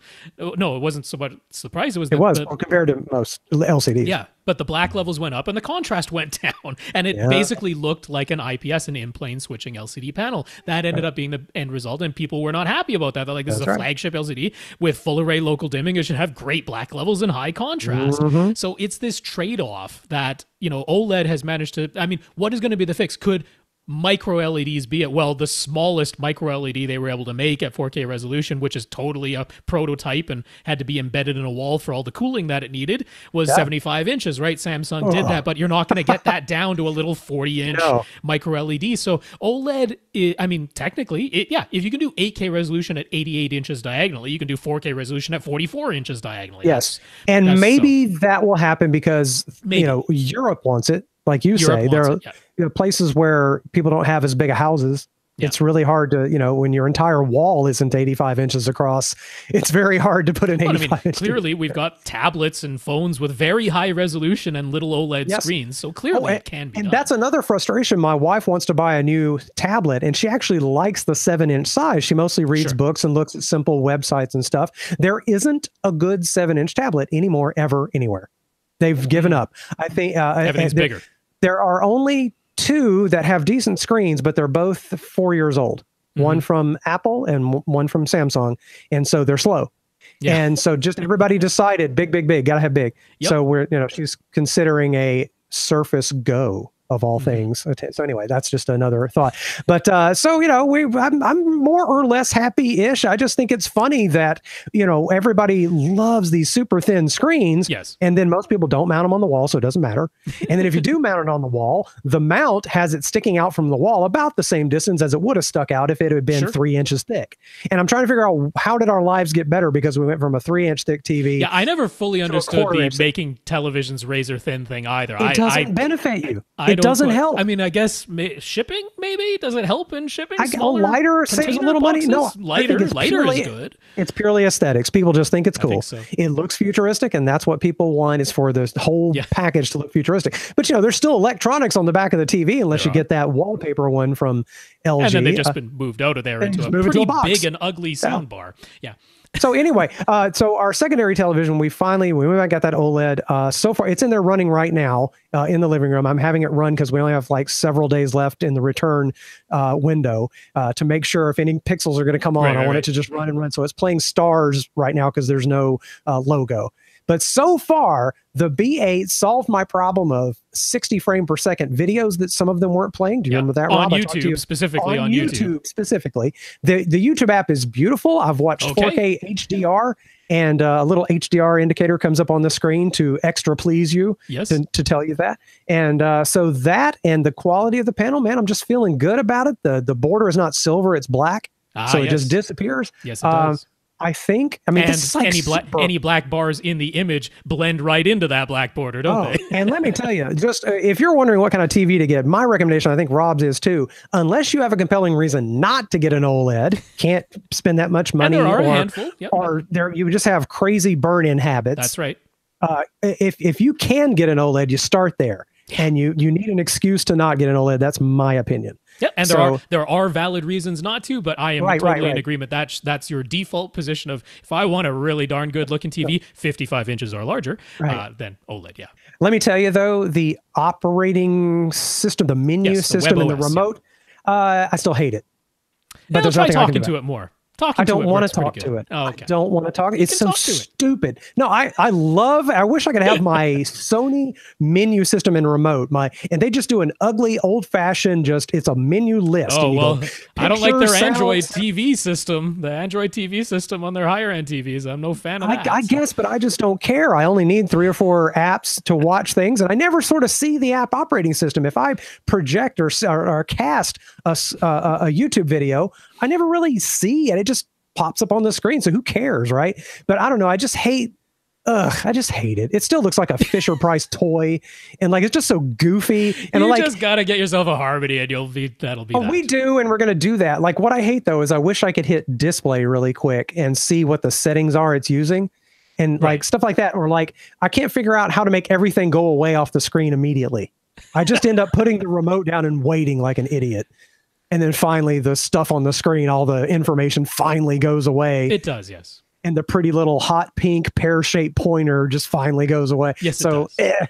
But the screen is beautiful. So I'm finally... Those would be nitpicks. I will call those nitpicks. Yes. I'm a happy OLED owner. So all right. Congratulations. just wanted everybody to know. Anyway, so moving on to new questions for this week after I've burned a little time talking about my adventures. James C. has a question. James now has 3 KEF LS50 speakers for use as left, center, right. Whenever someone mentions that they have LS50 speakers, we seem to respond positively and say they're good speakers. Well, but when people ask for a speaker recommendation, we rarely say to get the LS50s. Is that, or have there been enough instances to really say that? Ascend Sierra or RBH speakers get recommended way more frequently, according to James. Certainly lately. Yep. Yeah, so do we think those are way better? Again, that way word comes up today. Would we say he's missing out on something with his KEF LS50s? No, James, you have fantastic speakers. Fantastic. Yes. Yeah. Okay. So, obviously, there are lots of really good speakers that we have zero beef with, that we would go, oh, big thumbs up, you got those. But we don't mention all the time when someone asks us for a recommendation. We absolutely have our go-tos.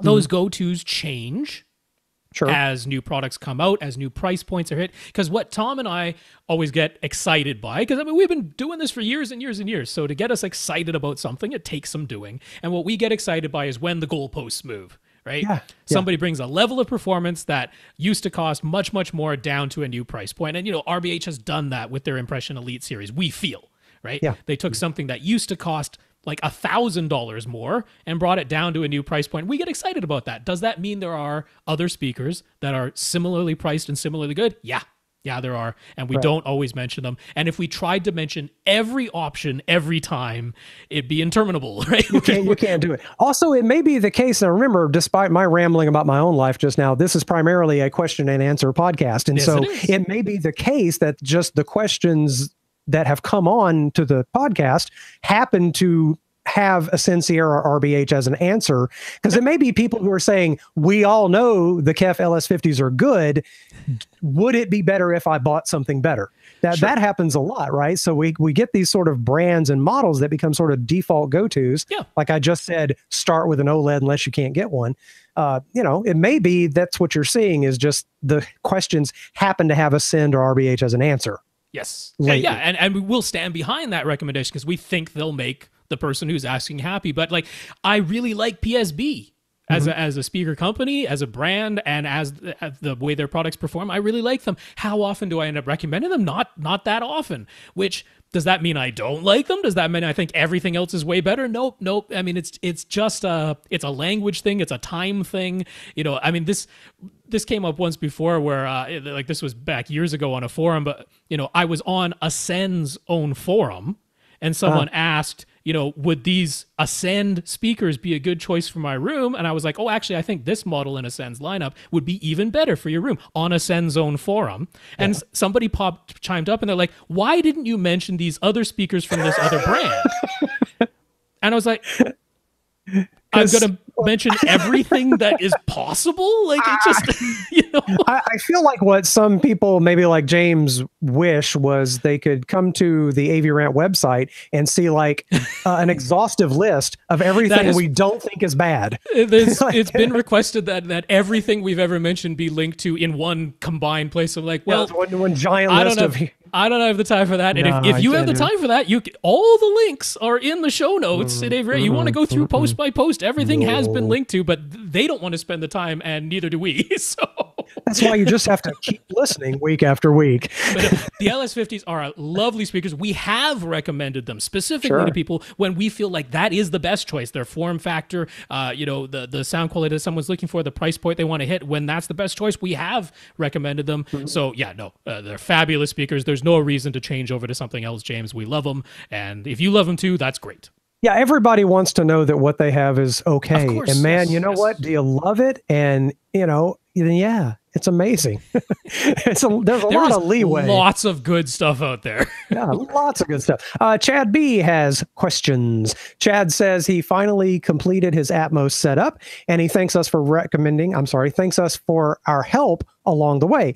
He used the Nico. Is that Nico? Is that pronounced? Or Nico? I always say Nico, but Nico? I don't know if it's Nico. Anyway, I mean, if it's like Japanese, it's be Neiko, but Neiko. Okay, he used the Neiko self-adjusting wire stripper that we recommended. Hey, I got those too.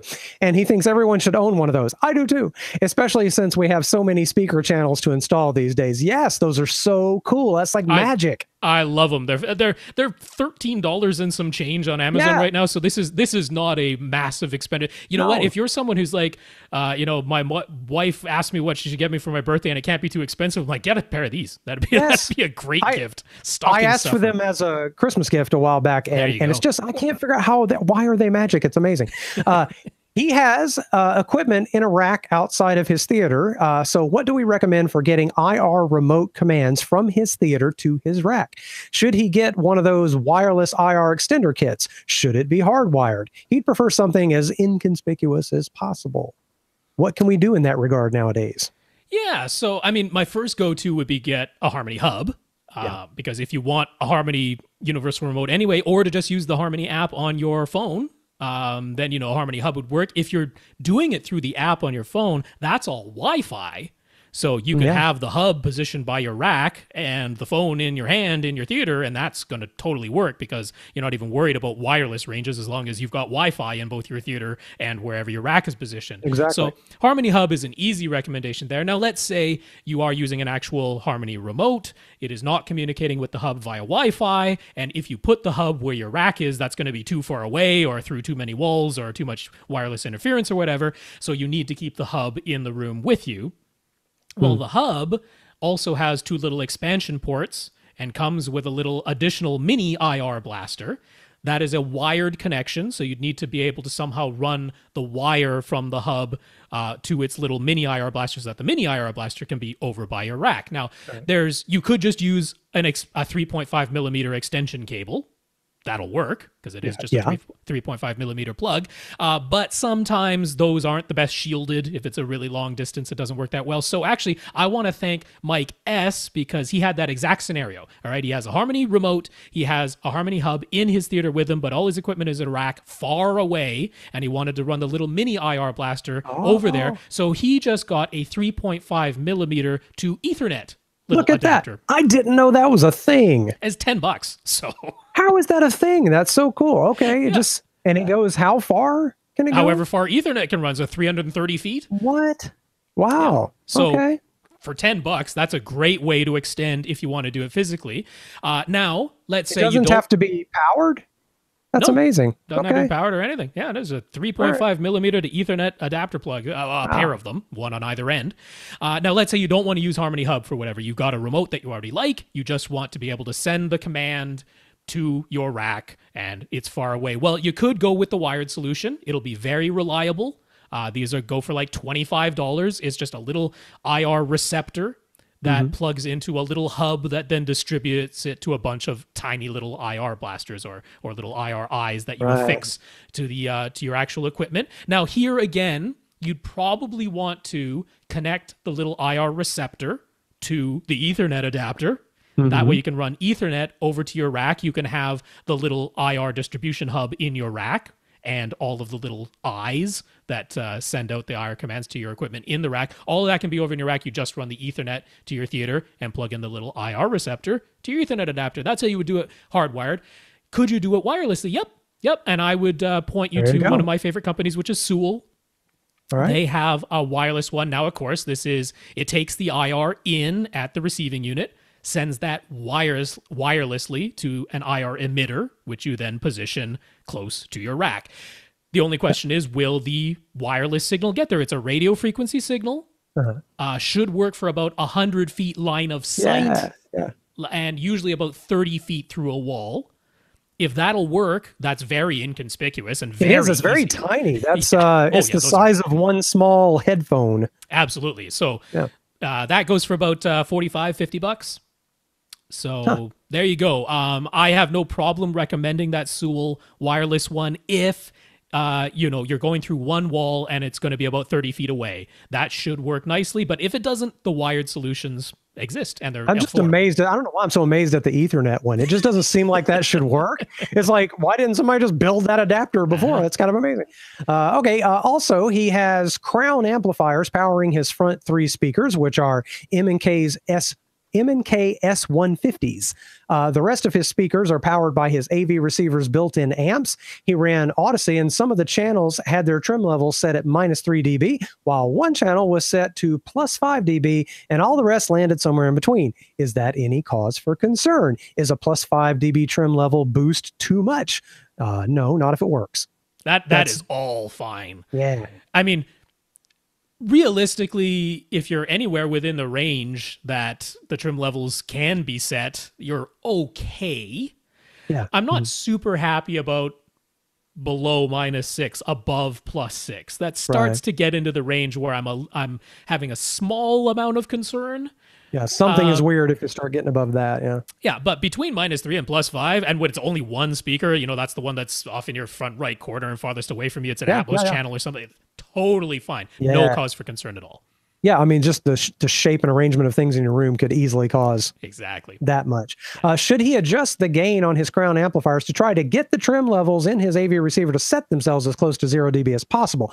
What's the proper way to set an external amp's gain when using a mix of built-in and external amplification? Is that necessary? So, I mean, in your situation, since at worst it was -3 and at worst it was +5, this isn't something you need to do. I don't think you need to adjust your gain specifically. No. But how would you do it? Well, it's the same procedure as you would do for your subwoofer, right? On your subwoofer output, you want to adjust the volume knob on the subwoofer itself so that once you've run the auto setup and it has adjusted the trim level for your subwoofer, that it's not, you know, wildly out of place. Yeah. Now, they make it a bit easier on the most up-to-date ones because they'll allow you to, they'll just play a test tone out of the sub before it even begins the process and say on screen, adjust your volume knob on your sub until it reads 0 dB on screen. And then that's done. They don't give you that for all of the other speaker channels. So it would be a little bit of trial and error, right? You set the gain on your amplifier, you run the auto setup, it comes out to -9, and you're like, I should probably boost the gain on my external amplifier a bit if that's, or actually reduce it if it set it to -9, because that means it was cutting it down. So that means you had a little bit too much gain. If it set the trim level to +9, that means you should probably boost the gain on an external amp. But when you're within ±3, you're done. No, you're fine. It's just not worth worrying about. On a different topic, why is it that when you back up a Blu-ray disc that has Atmos audio on it, the Plex interface shows the audio format as being 7.1 Dolby True HD? His AV receiver does say Atmos on its front panel when the movie actually plays, but when you're browsing your library in Plex, it doesn't ever show the Atmos as the audio format. Man, I'd say that's a question for Plex. Yeah, they're just not displaying it right. It's strictly just an interface thing. So on a Blu-ray disc or an Ultra HD Blu-ray disc, if the soundtrack is Atmos, it is a Dolby True HD codec with an Atmos extension on it. That is actually what's on the disc. If it's DTS, it'll be a DTS HD Master Audio soundtrack with a DTS-X extension on it for DTS-X. So for whatever reason, Plex is detecting the soundtrack. It's detecting the Dolby True HD part of it. It's not detecting the Atmos extension part of it and showing that to you on the little splash page for the movie.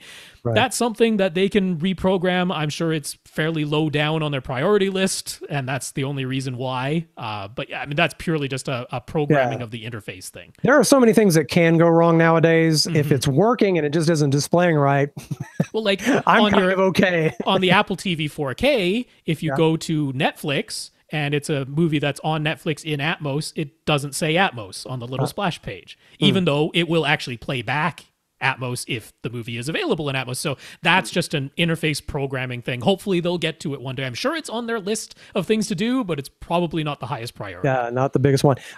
Speaking of Apple stuff, the Apple TV version of Plex lets you quickly fast forward or rewind, but it doesn't output lossless bitstream audio, so no Atmos or DTS-X output from Blu-ray backups. So he got an NVIDIA Shield, which handles the audio perfectly, but its version of Plex doesn't seem to have a quick way to fast forward or rewind. You can skip forward or back, but you'd have to keep clicking the button over and over and over. Is there a better way? Oh, there sure is. Yeah, I know you've talked in glowing terms about NVIDIA Shield. Yep. And so what is the better way, Rob? You talk to it. Oh, you like talking to stuff. You press the little microphone button on the Plex remote and you say, skip forward an hour. and it takes you exactly an hour forward. Can you specify exact number of minutes? You definitely can. What? You can specify seconds. All right. Now, if I could do that through my television while I'm watching YouTube videos, can I? With my LG TV? If you can't talk to it, if you only want to press buttons, then yeah, you've only got the skip forward and back buttons. Well, I've got it. There's a mic on my remote and a little microphone button on my remote. Can I press that and say skip forward 30 seconds? You can certainly give it a try. I can't tell you every single app on every device will work, but it's worth a try. Man, I might actually activate it works on the NVIDIA Shield. I haven't activated that feature on that LG remote yet, and I'm like, I don't care, it's stupid. But if it'll do that, yeah, pretty cool. Sometimes. So NVIDIA Shield can do that, huh? Yep. Yeah. I mean, I use it myself. I know for a fact it works at Plex. It'd be like skip forward 29 minutes and 15 seconds, and that's what it'll do. What? Ooh, that's neat. like finally, I've always said I know there's a lot of talking to machines now, and very little of it do I feel like is any advantage, right? Because I can already do everything you can do talking to your I don't want to say the name of it because it'll activate. That's right. Yeah. So let's just make up a new name, Linda. Let's say your box's name Linda, and people go, Linda, what's the weather? And by the time Linda says the weather, I can pull my phone out and look at the weather. That's right. So, but precisely fast forwarding a certain amount of minutes and seconds is something I've kind of wanted to do, and it's hard to do with the tiny or skipping back. You can work skipping back too. Yeah. Interesting. Sorry, I just got really excited about that. So good question. Thanks for that question, Chad, because now I'm excited. Moving on to Brendan G. Brendan has a home theater in his basement and a second TV in his living room upstairs. In his home theater, he started with a BIC PL200 subwoofer, but its volume knob broke, and they were unhelpful as far as warranty support goes. So he upgraded to an HSU, a Shure VTF2 Mark V, MK5, and has been very happy with that sub. It's a nice sub. First of all, I'm from Alabama, would have jammed pliers up in there. But the shoe would be a bit big physically for his living room. Don't let that stop you. We're America. So he is looking for a more compact 12-inch sub. He was thinking the SVS SB12 NSD that was on sale for Black Friday would have been perfect, but he didn't have the money on hand at the time. Ain't that always the way? He doesn't want the budget to balloon too much, so the SB1000 seems like an option, yes. But then he came across Rhythmic subwoofers, Rhythmic with a K on the end. That's right, yeah. They offer their L12 for $529 shipped. It's a little bit bigger, about an inch in every dimension, and it's heavier, and it claims a -3 dB point of 18 hertz compared to the SB1000's -3 dB at 24 hertz. So is the Rhythmic L12 closer in performance to the SB12 NSD that he missed out on? Is it better than the SB1000? Better than the SB2000? Should he get it? He's dying to get it. Is that a good decision? Everybody wants Rob to say, "You're okay, man. You're that's not a stupid decision." Oh, it's not a stupid decision at all. No, it's right in this mix. Yeah. Actually, if anything, I would say it's really comparable to the discontinued SB12 NSD. So he's right on track with his idea that this does kind of match. Yeah, I mean, what it basically has is it has about the same cabinet size as the SB2000. Right. But it has the amplifier power of an SB1000. Okay. It's a teensy bit more expensive than an SB1000, although only $30. So they're cutting that cost down. They're probably not making a huge profit on that. 2000. It's well cheaper than the SB2000. Yeah. All right. This would be a great choice. This would be a wonderful choice. Yeah. Should everybody run out who had an SB1000 and upgrade to this? No, it's not that different. Right. Right. It's not, we'll put it this way. It's not way better because everybody's using way. That's right. Yeah, it's not way better, but better. It's not quite up to the level of an SB2000. It doesn't have as much amplifier power. The woofer doesn't have as great a range of excursion as the SB2000's woofer has. But yeah, it's pretty darn close to what the SB12 NSD was like 100 watts more powerful when it was around. So, it's right in that mix. Very good choice at the price, man. Yeah. Go for it. There you go, Brendan. Brian W. has questions. Brian has an L-shaped room. This happens to everybody. You can think of the theater area as being a rectangle, 11 foot 4 inches wide, 16 foot 8 inches long, and 8 feet high. Then the left side at the front is open to another area. Okay, so you've got the dimensions. You got 11 by 16. Is like the theater area, and then the leg of the L is off to the front left. Okay, all right. Yeah, I'm trying to adjust myself. The TV's at the bottom of this image here. So yeah, okay, yeah, turning around. So the image we're showing, you're picturing that. Okay, so let's see if we go like that. No, that doesn't quite. No, if we flip it that way, there you go. That's kind of what we're talking about. So now you've got me sitting on the couch. Is that in the TV's video? at the top, open area to the left at the front of the room. There right. So you're facing the TV, then the open area is to your front left. That's right. There we go. Phew. Okay. All right. So then the left side at the front is open to another area where he keeps his computer desk. That's sort of around the corner in that L part. Mm-hmm. That extra area to the front left is 6 foot wide by 9 feet long. So just under 2,000 cubic feet total. There's an entryway on the right wall at the front that goes to the front hallway, and a second entry on the front wall at the left that goes into the kitchen. His 75-inch Sony X850E TV is wall mounted on the front wall with his seats about 9.5 feet away. He's got absorption panels on his front wall behind his front left-right speakers and more panels on his right wall to try and compensate for his left wall being open. He's running a 7.1 setup with all Revel Performa 3 speakers, a Power Sound Audio 15V sub, a Yamaha receiver, and a 2-channel ATI amp powering his front left-right towers. All right. Here comes the question. Yeah, it's all very good, and I'm thinking about a new Yamaha receiver real soon. So I'm down. Here's the first question. He's got young daughters who use the area behind the seats as a play area. So he decided to install the surround and surround back bookshelf speakers using side clamping wall mount brackets mounted fairly high. Good idea. The bottoms of the brackets are at 5.5 feet off the ground. So that means the tweeters of the speakers are about a foot higher than that. The side clamping brackets can tilt down a bit, but only about 7.5 degrees. And he's pretty close to his side surround speakers since the theater area is only 11 foot 4 inches wide. The Revel speakers have curved cabinets, including the top, so he can't turn them upside down to make the tweeter height lower. He used some stick-on neoprene pads so that the side clamps won't mar the nice finish on the speakers, okay? And he could further secure them using the mounting hole on the bottoms of the speakers that was designed to secure them to Revel's own speaker stands.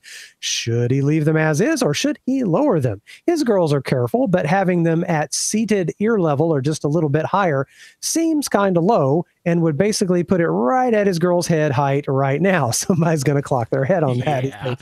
And they're only going to get taller. Does his method of securing the speakers to the brackets seem like enough to use the tilt and just leave it at that? Should he use some other mount, maybe one with even more tilt? Whew. That's a lot to take in and picture. The question is, are his kids going to bump into him? That's what he's worried about. And I mean, if he has them up higher, are they within sort of that Dolby spec of where these speakers are supposed to be? Right. And should he tilt them more right at his ears? Yeah, I mean, he didn't mention this being an Atmos setup. Right. So having your surround and surround back speakers elevate, I mean, first of all, we don't agree with Dolby that having them exactly at ear height regardless. We want at least a clear line of sight. So we would have them elevated a bit. Mm-hmm. But, like ideally, probably not with the tweeters 6.5 feet off the ground. If this were, a completely dedicated, we're not thinking about anything else besides optimal placement. That's probably a little bit high. But that's where we would have put surround and surround back speakers before Atmos came along and Dolby said to suddenly put them at ear level. We would have them elevated anyway. You didn't mention this being an Atmos setup. I'm like, I don't see any reason to overthink this. I would leave them where they are. I would make use of the built-in angling. Yeah.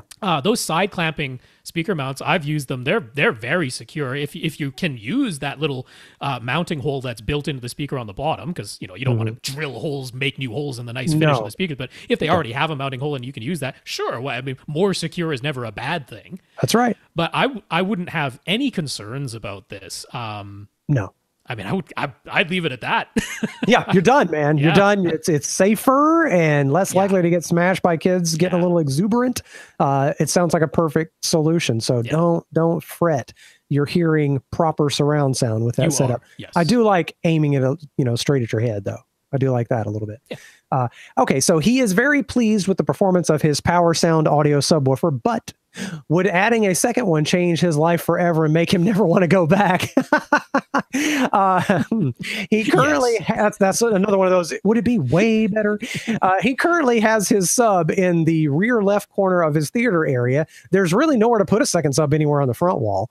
And the two front corners have the entryway, so he can't put subs there. He could maybe put a second sub in the rear right corner, but then both subs would be behind him. Some folks suggested putting a sub to the left of his computer desk so that it's on the far left wall of the entire L-shaped space, and then put the other sub somewhere on his right wall. But he'd prefer to keep all of the theater-related equipment within just the theater area. His wife would prefer that too, so what do we recommend? Man, you got to live life within normal life parameters. It would seem strange to me to have a subwoofer on the far side of your computer desk over there just thumping away. Well, it's the subwoofer don't care, you know. It doesn't care. It doesn't know that only this area is designated as the theater area. I'm just saying, from a human decorating standpoint, right. I get it. Oh, I get right. That, yeah. Like if I add 2 subs to my room one day, the 2 easiest places is off to the sides of the couch. Sure. And I know that won't necessarily be perfect. But that's the best in his room, it would be tough because that's the only walkway to get to the back. Right. And it's a pretty narrow straight, right? 11 feet, 4 inches. So directly to the sides of his seating probably isn't a great choice. Now, the thing is, I don't know if these entries have doors on them. You know, that hallway entry, that kitchen entry, are they just open? He doesn't say. Because if they have doors, great. If they have doors, going to 2 subs could make a very audible difference in here. It could, because yeah, it really could. If those are fully open, it still could make a difference, but it's going to be a lot harder to predict, right? Because now we're dealing with a whole bunch of air movement in a very non-uniform pattern through permanently open doorways. So with a door, I'm pretty gung ho about getting you a second sub somehow. Without doors, still would recommend it, but a little bit less enthusiastically because it's that much harder to predict. Where the heck could they go? You could put it right next to the door that's near the right front speaker. You could put it on the near side of that door, nearer to your seating area. Nearer to your seats? Yeah. I mean, a cylinder.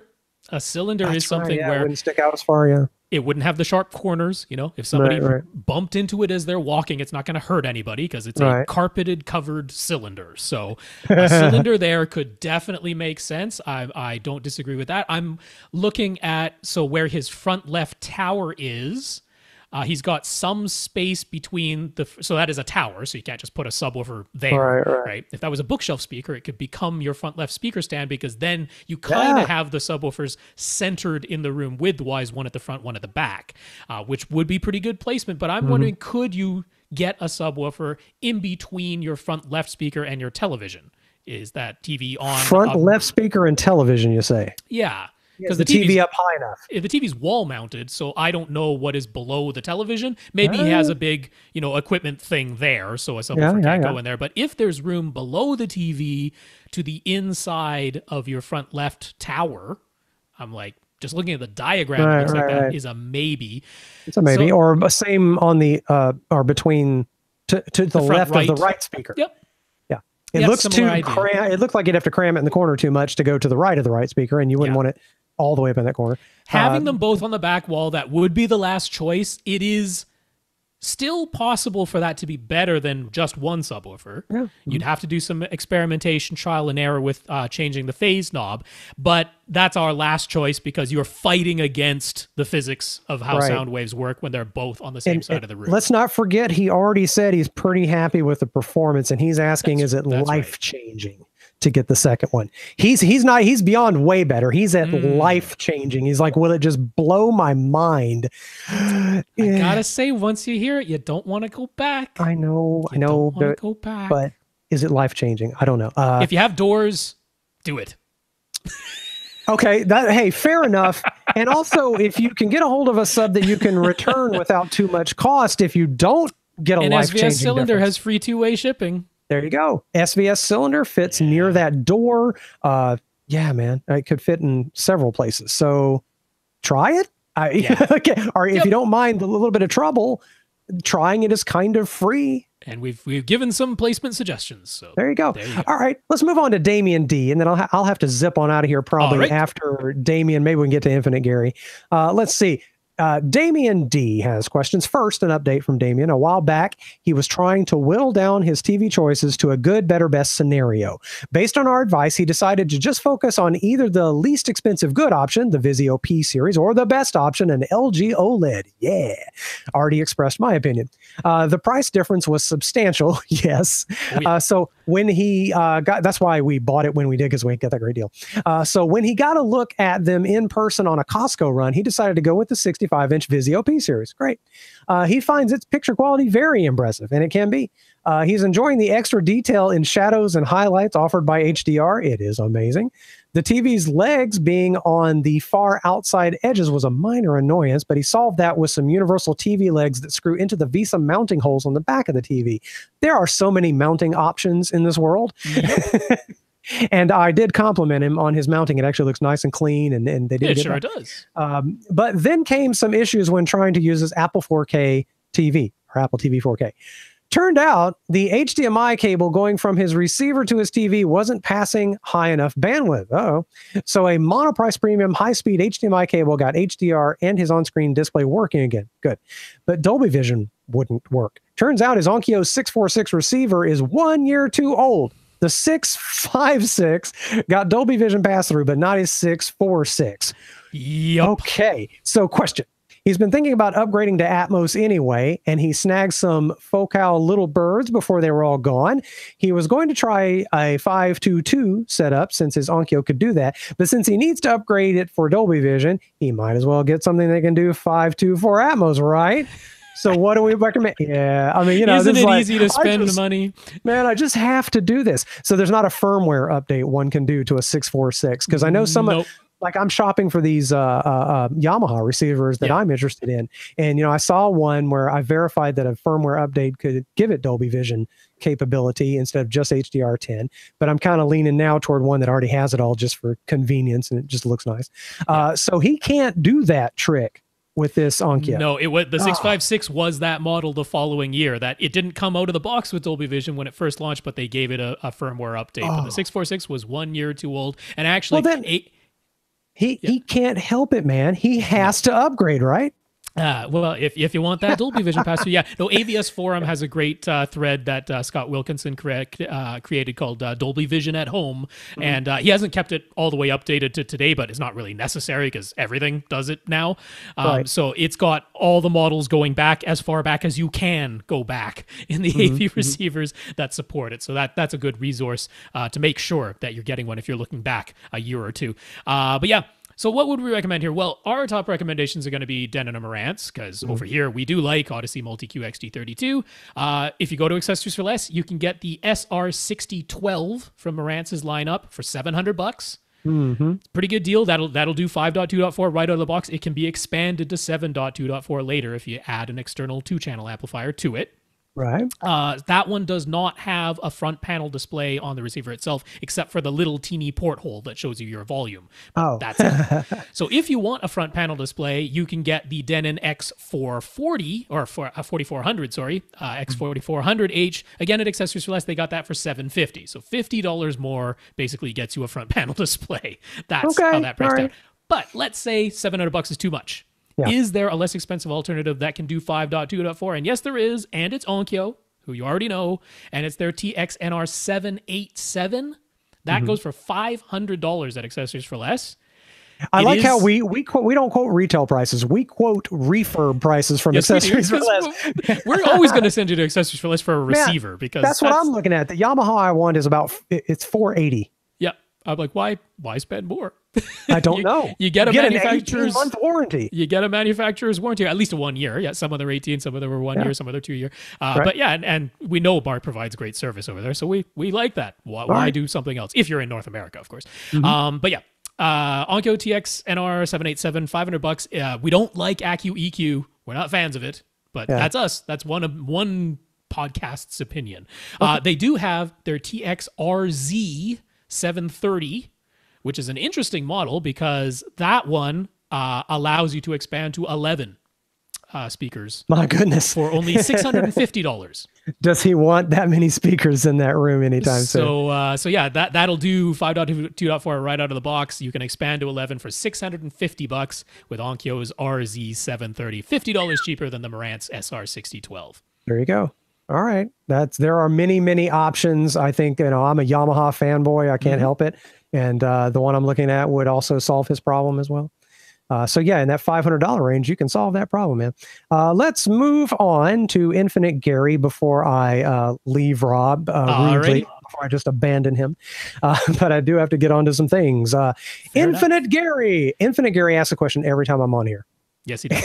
It's so great. I have to put it on there when I know you're going to be here. That's right. I always want an Infinite Gary question. I think it's cool. No, I mean that. It's kind of fun. I expect it.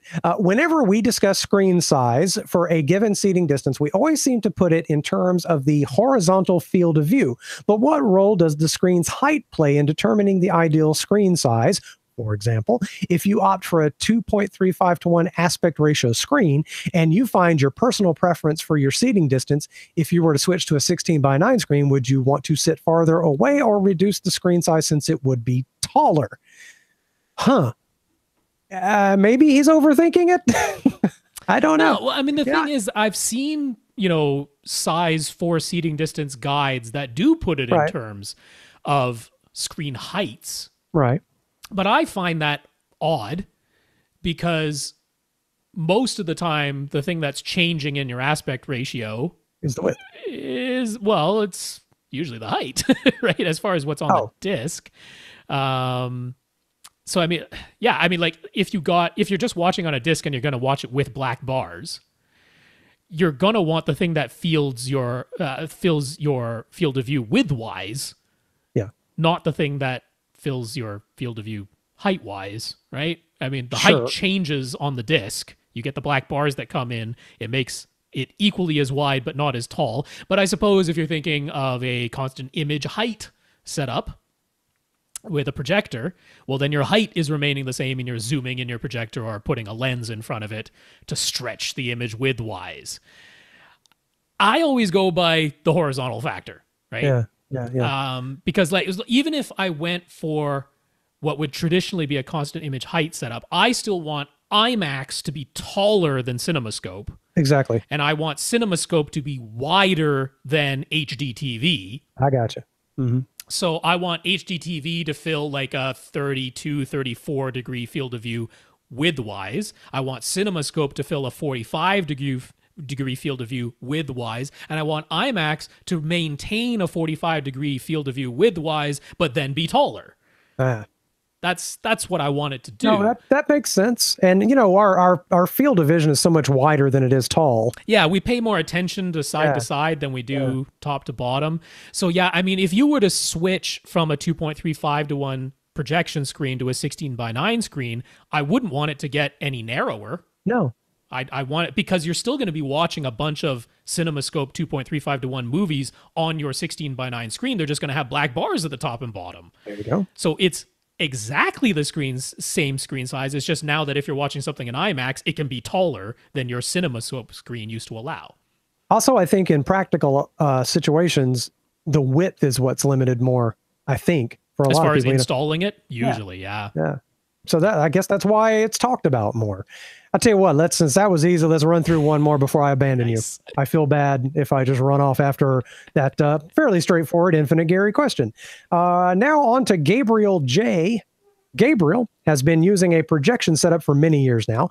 He uses an 84-inch screen, and the seats are about 9 feet back. Now, that's a pretty good angle. Mm-hmm. In his ideal world, he'd increase the screen size and make a bunch of other home theater upgrades. So wouldn't we all? 100 inches from 9 feet would be a 45-degree field of view. So I could get on that. That would be big. But they're a single-income family with 3 kids. So the home theater budget is minimal. I understand that. Mm-hmm. His projector is pretty old now. It's an Epson Home Cinema 720, which is, yes, 720p.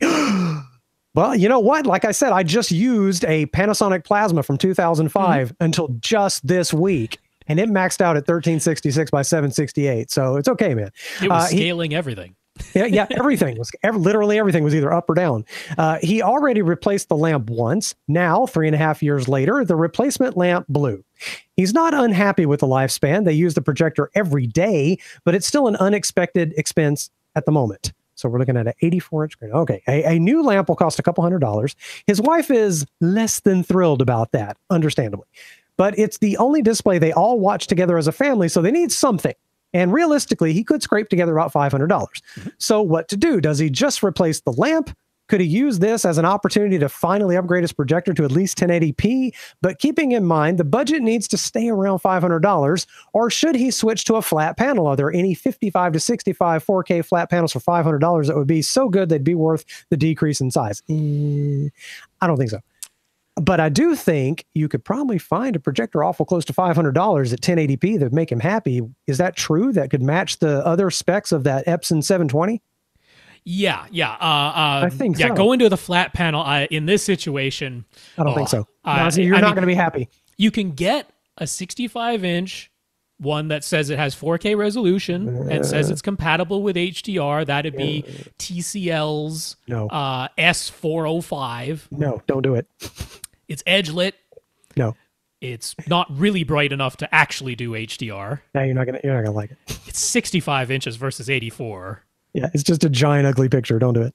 And I mean, there are 55-inch 4K TVs that are a little bit better than that. It'd be like TCL's 6 series, which actually you'd have to wait for a sale to get down to 5, but 55 inches. Yeah, no.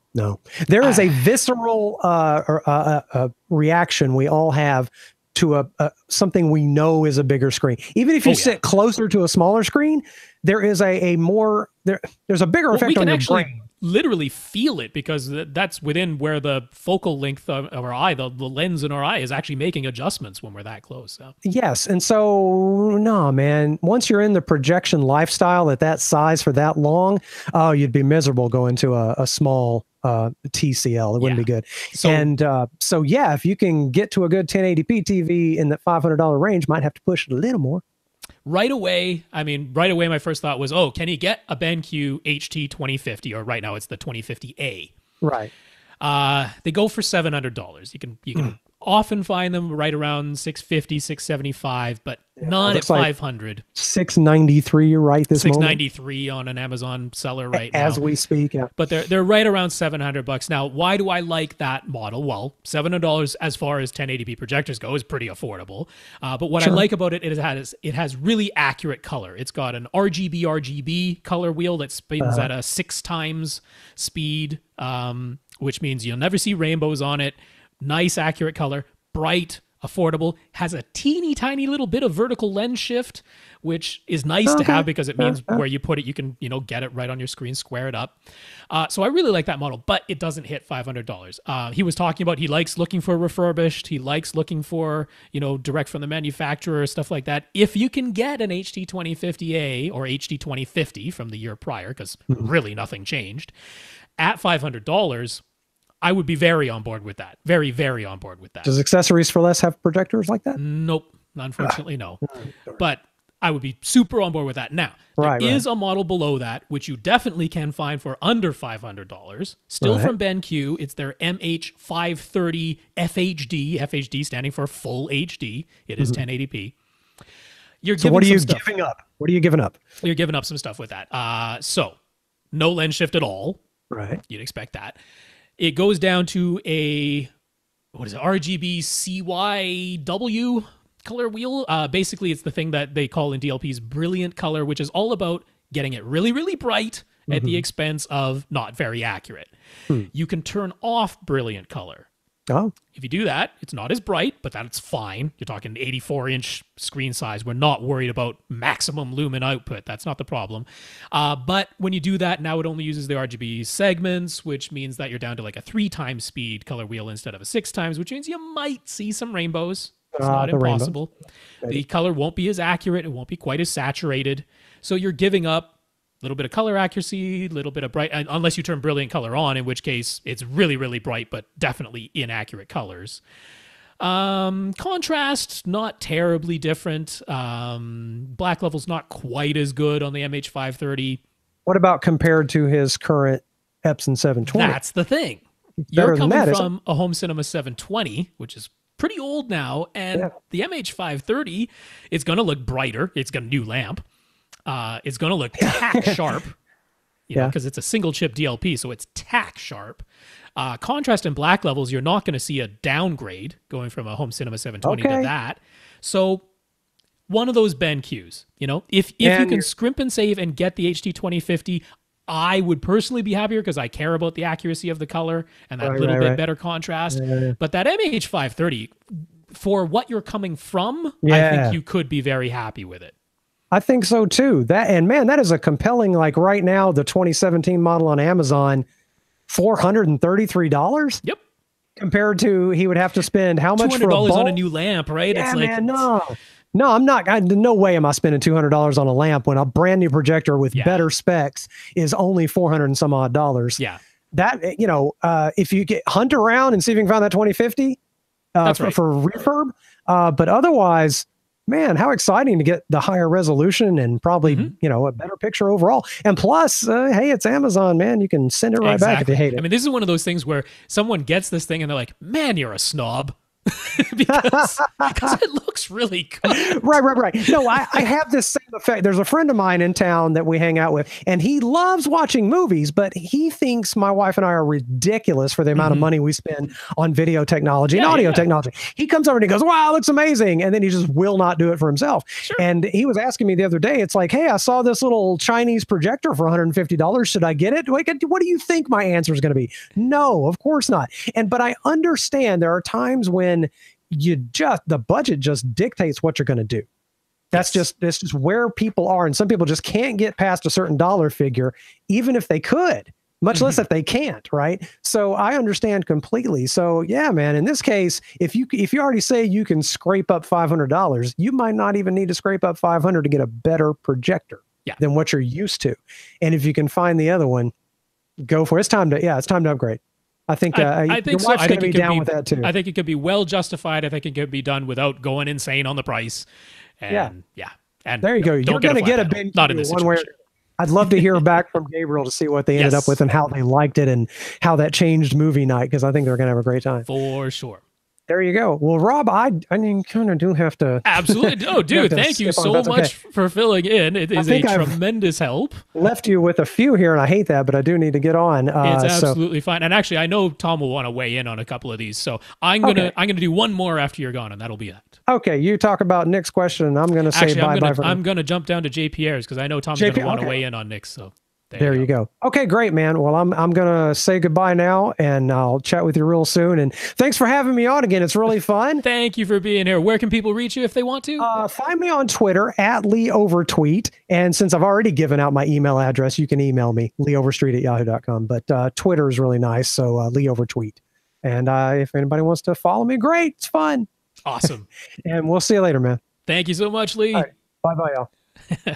So yes, carrying on, I'll do one more question here, which is JPR's question, and he is asking, what is the benefit of getting, now I'm using some of his words because I'm going to do a little bit of explanation on this one. He's saying, what's the benefit of getting a 4K native resolution Blu-ray player versus getting a 4K upscaling Blu-ray player? So I'm not 100% sure, I just had the question come in from JPR, so I'm not sure of everything that he is aware of and everything that he knows as far as the names of things that we've given and what formats are out there. But I want to make sure this is clear to everyone, because this is an easy thing to get confused or mixed up about, especially if you go to a website like Best Buy's website and you go to the Blu-ray player section. They'll have this like 4K Blu-ray player section, and they'll have mixed together Ultra HD Blu-ray players and 4K upscaling Blu-ray players, and those are not the same thing. So I want to make sure that it is very clear. I think what he means by a 4K native resolution Blu-ray player is an Ultra HD Blu-ray player, and that is the correct name. They don't want you to call it a 4K Blu-ray player. They don't want you to call it a UHD Blu-ray player, even though some manufacturers like Sony label them as 4K UHD Blu-ray players. The correct name of the format is Ultra HD Blu-ray, not shortened, not called 4K, Ultra HD Blu-ray. That is a brand new disc format. It's as different as Blu-ray is from DVD, right? They're the same size, they're both shiny discs, but DVD was a completely separate format from Blu-ray. Ultra HD Blu-ray is a completely separate format from Blu-ray. So that's really important to know, because on Ultra HD Blu-ray discs, they will be in 4K resolution. Ultra HD resolution is the correct term. They will, almost all, will have high dynamic range, which is a new feature that on regular Blu-rays, the dynamic range went from 0 to 100 nits. On Ultra HD Blu-rays, it could go from 0 to 10,000 nits. That is high dynamic range. You will find that on Ultra HD Blu-rays. You will not find it on regular Blu-rays. You will find more titles on Ultra HD Blu-ray with Atmos or DTS-X audio. There is no reason why regular Blu-rays cannot have those audio formats, but many studios are choosing to only put the Atmos or DTS-X soundtrack on the Ultra HD Blu-ray version, but that's just an option. You will also find wider color on Ultra HD Blu-rays. And let's see, anything else there? That's about it. Wider color, high dynamic range, 4K resolution, but it's a totally new format. If you take an Ultra HD Blu-ray disc and put it into a regular Blu-ray player, it will not play. It'll be the same thing as if you tried to take a Blu-ray disc and put it into a DVD-only player. It will not play. You could take a regular Blu-ray and put it into an Ultra HD Blu-ray player. That'll play. It'll go forward. You can take a DVD and put it into a Blu-ray player, or take a DVD and put it into an Ultra HD Blu-ray player, and it'll play. You can go forward, but you can't go back. You can't take an Ultra HD Blu-ray and play it in a regular Blu-ray player. So what is a 4K upscaling Blu-ray player? That is not an Ultra HD Blu-ray player. You can't take an Ultra HD Blu-ray disc, put it in a 4K upscaling Blu-ray player, and have it play. Nothing will play. It'll just refuse to play anything at all. It's not a compatible format. A 4K upscaling Blu-ray player is taking a regular Blu-ray disc or a DVD, and it is making up extra pixels that are not on the disc so that it fills all the pixels on your 4K television. Your 4K television has 3840 by 2160, all right? There are 3,840 pixels going across, 2,160 pixels going down, and that is exactly how many pixels are on that television, and every single one of those pixels needs something to do. If you feed it what would normally come off of a regular Blu-ray disc, 1080p, that's 1920 by 1080, if you feed that signal to a 4K television, your television will upscale it. It'll say, all right, you haven't given me enough pixels for me to put something on every pixel that I have, so I'm going to make up what I need to make up so that every pixel is filled. Well, a 4K upscaling Blu-ray player will do that process before it gets to the television, but it's the same thing. It's taking what's on the disc, which is 1920 by 1080, and making up a bunch of extra pixels so that it's outputting 3840 by 2160, which your 4K television then just shows. But all you've done is change the location of where those pixels are being made up. They're being made up in the player now instead of being made up at the television itself. It's not the same thing as an Ultra HD Blu-ray where on the disc, the physical disc, there are 3840 by 2160 pixels, and that gets put out of an Ultra HD Blu-ray player to your 4K television with additional things like wider color and high dynamic range.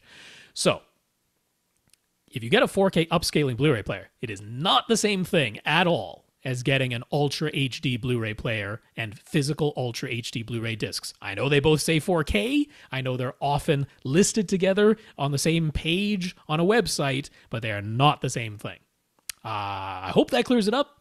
I think it's worth going Ultra HD Blu-ray. I love them. Not even so much for the 4K resolution, but for the high dynamic range and the wider color. I think those are the things that are really worth it. Of course, you need a 4K high dynamic range television to see those things. So those are the benefits and the differences between them.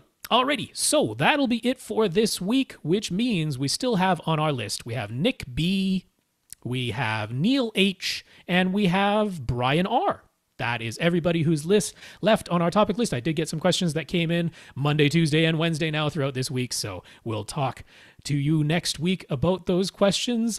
We do answer questions here. If you want your question answered, you send it to question@avrant.com. That's our email address. So thank you so much to Lee Overstreet for being our guest co-host this week and making sure we do have an episode to put out. I want to thank our listeners of the week. If you want to donate to the podcast via PayPal, come to our website, avrant.com. Over on the right-hand side, it says support AV Rant. For the folks who did that, we'll get your names mentioned next week when Tom is back. You can donate via Patreon. That's patreon.com/AVRant podcast. We have 81 patrons over there, including Brian W. So thanks so much for your financial support.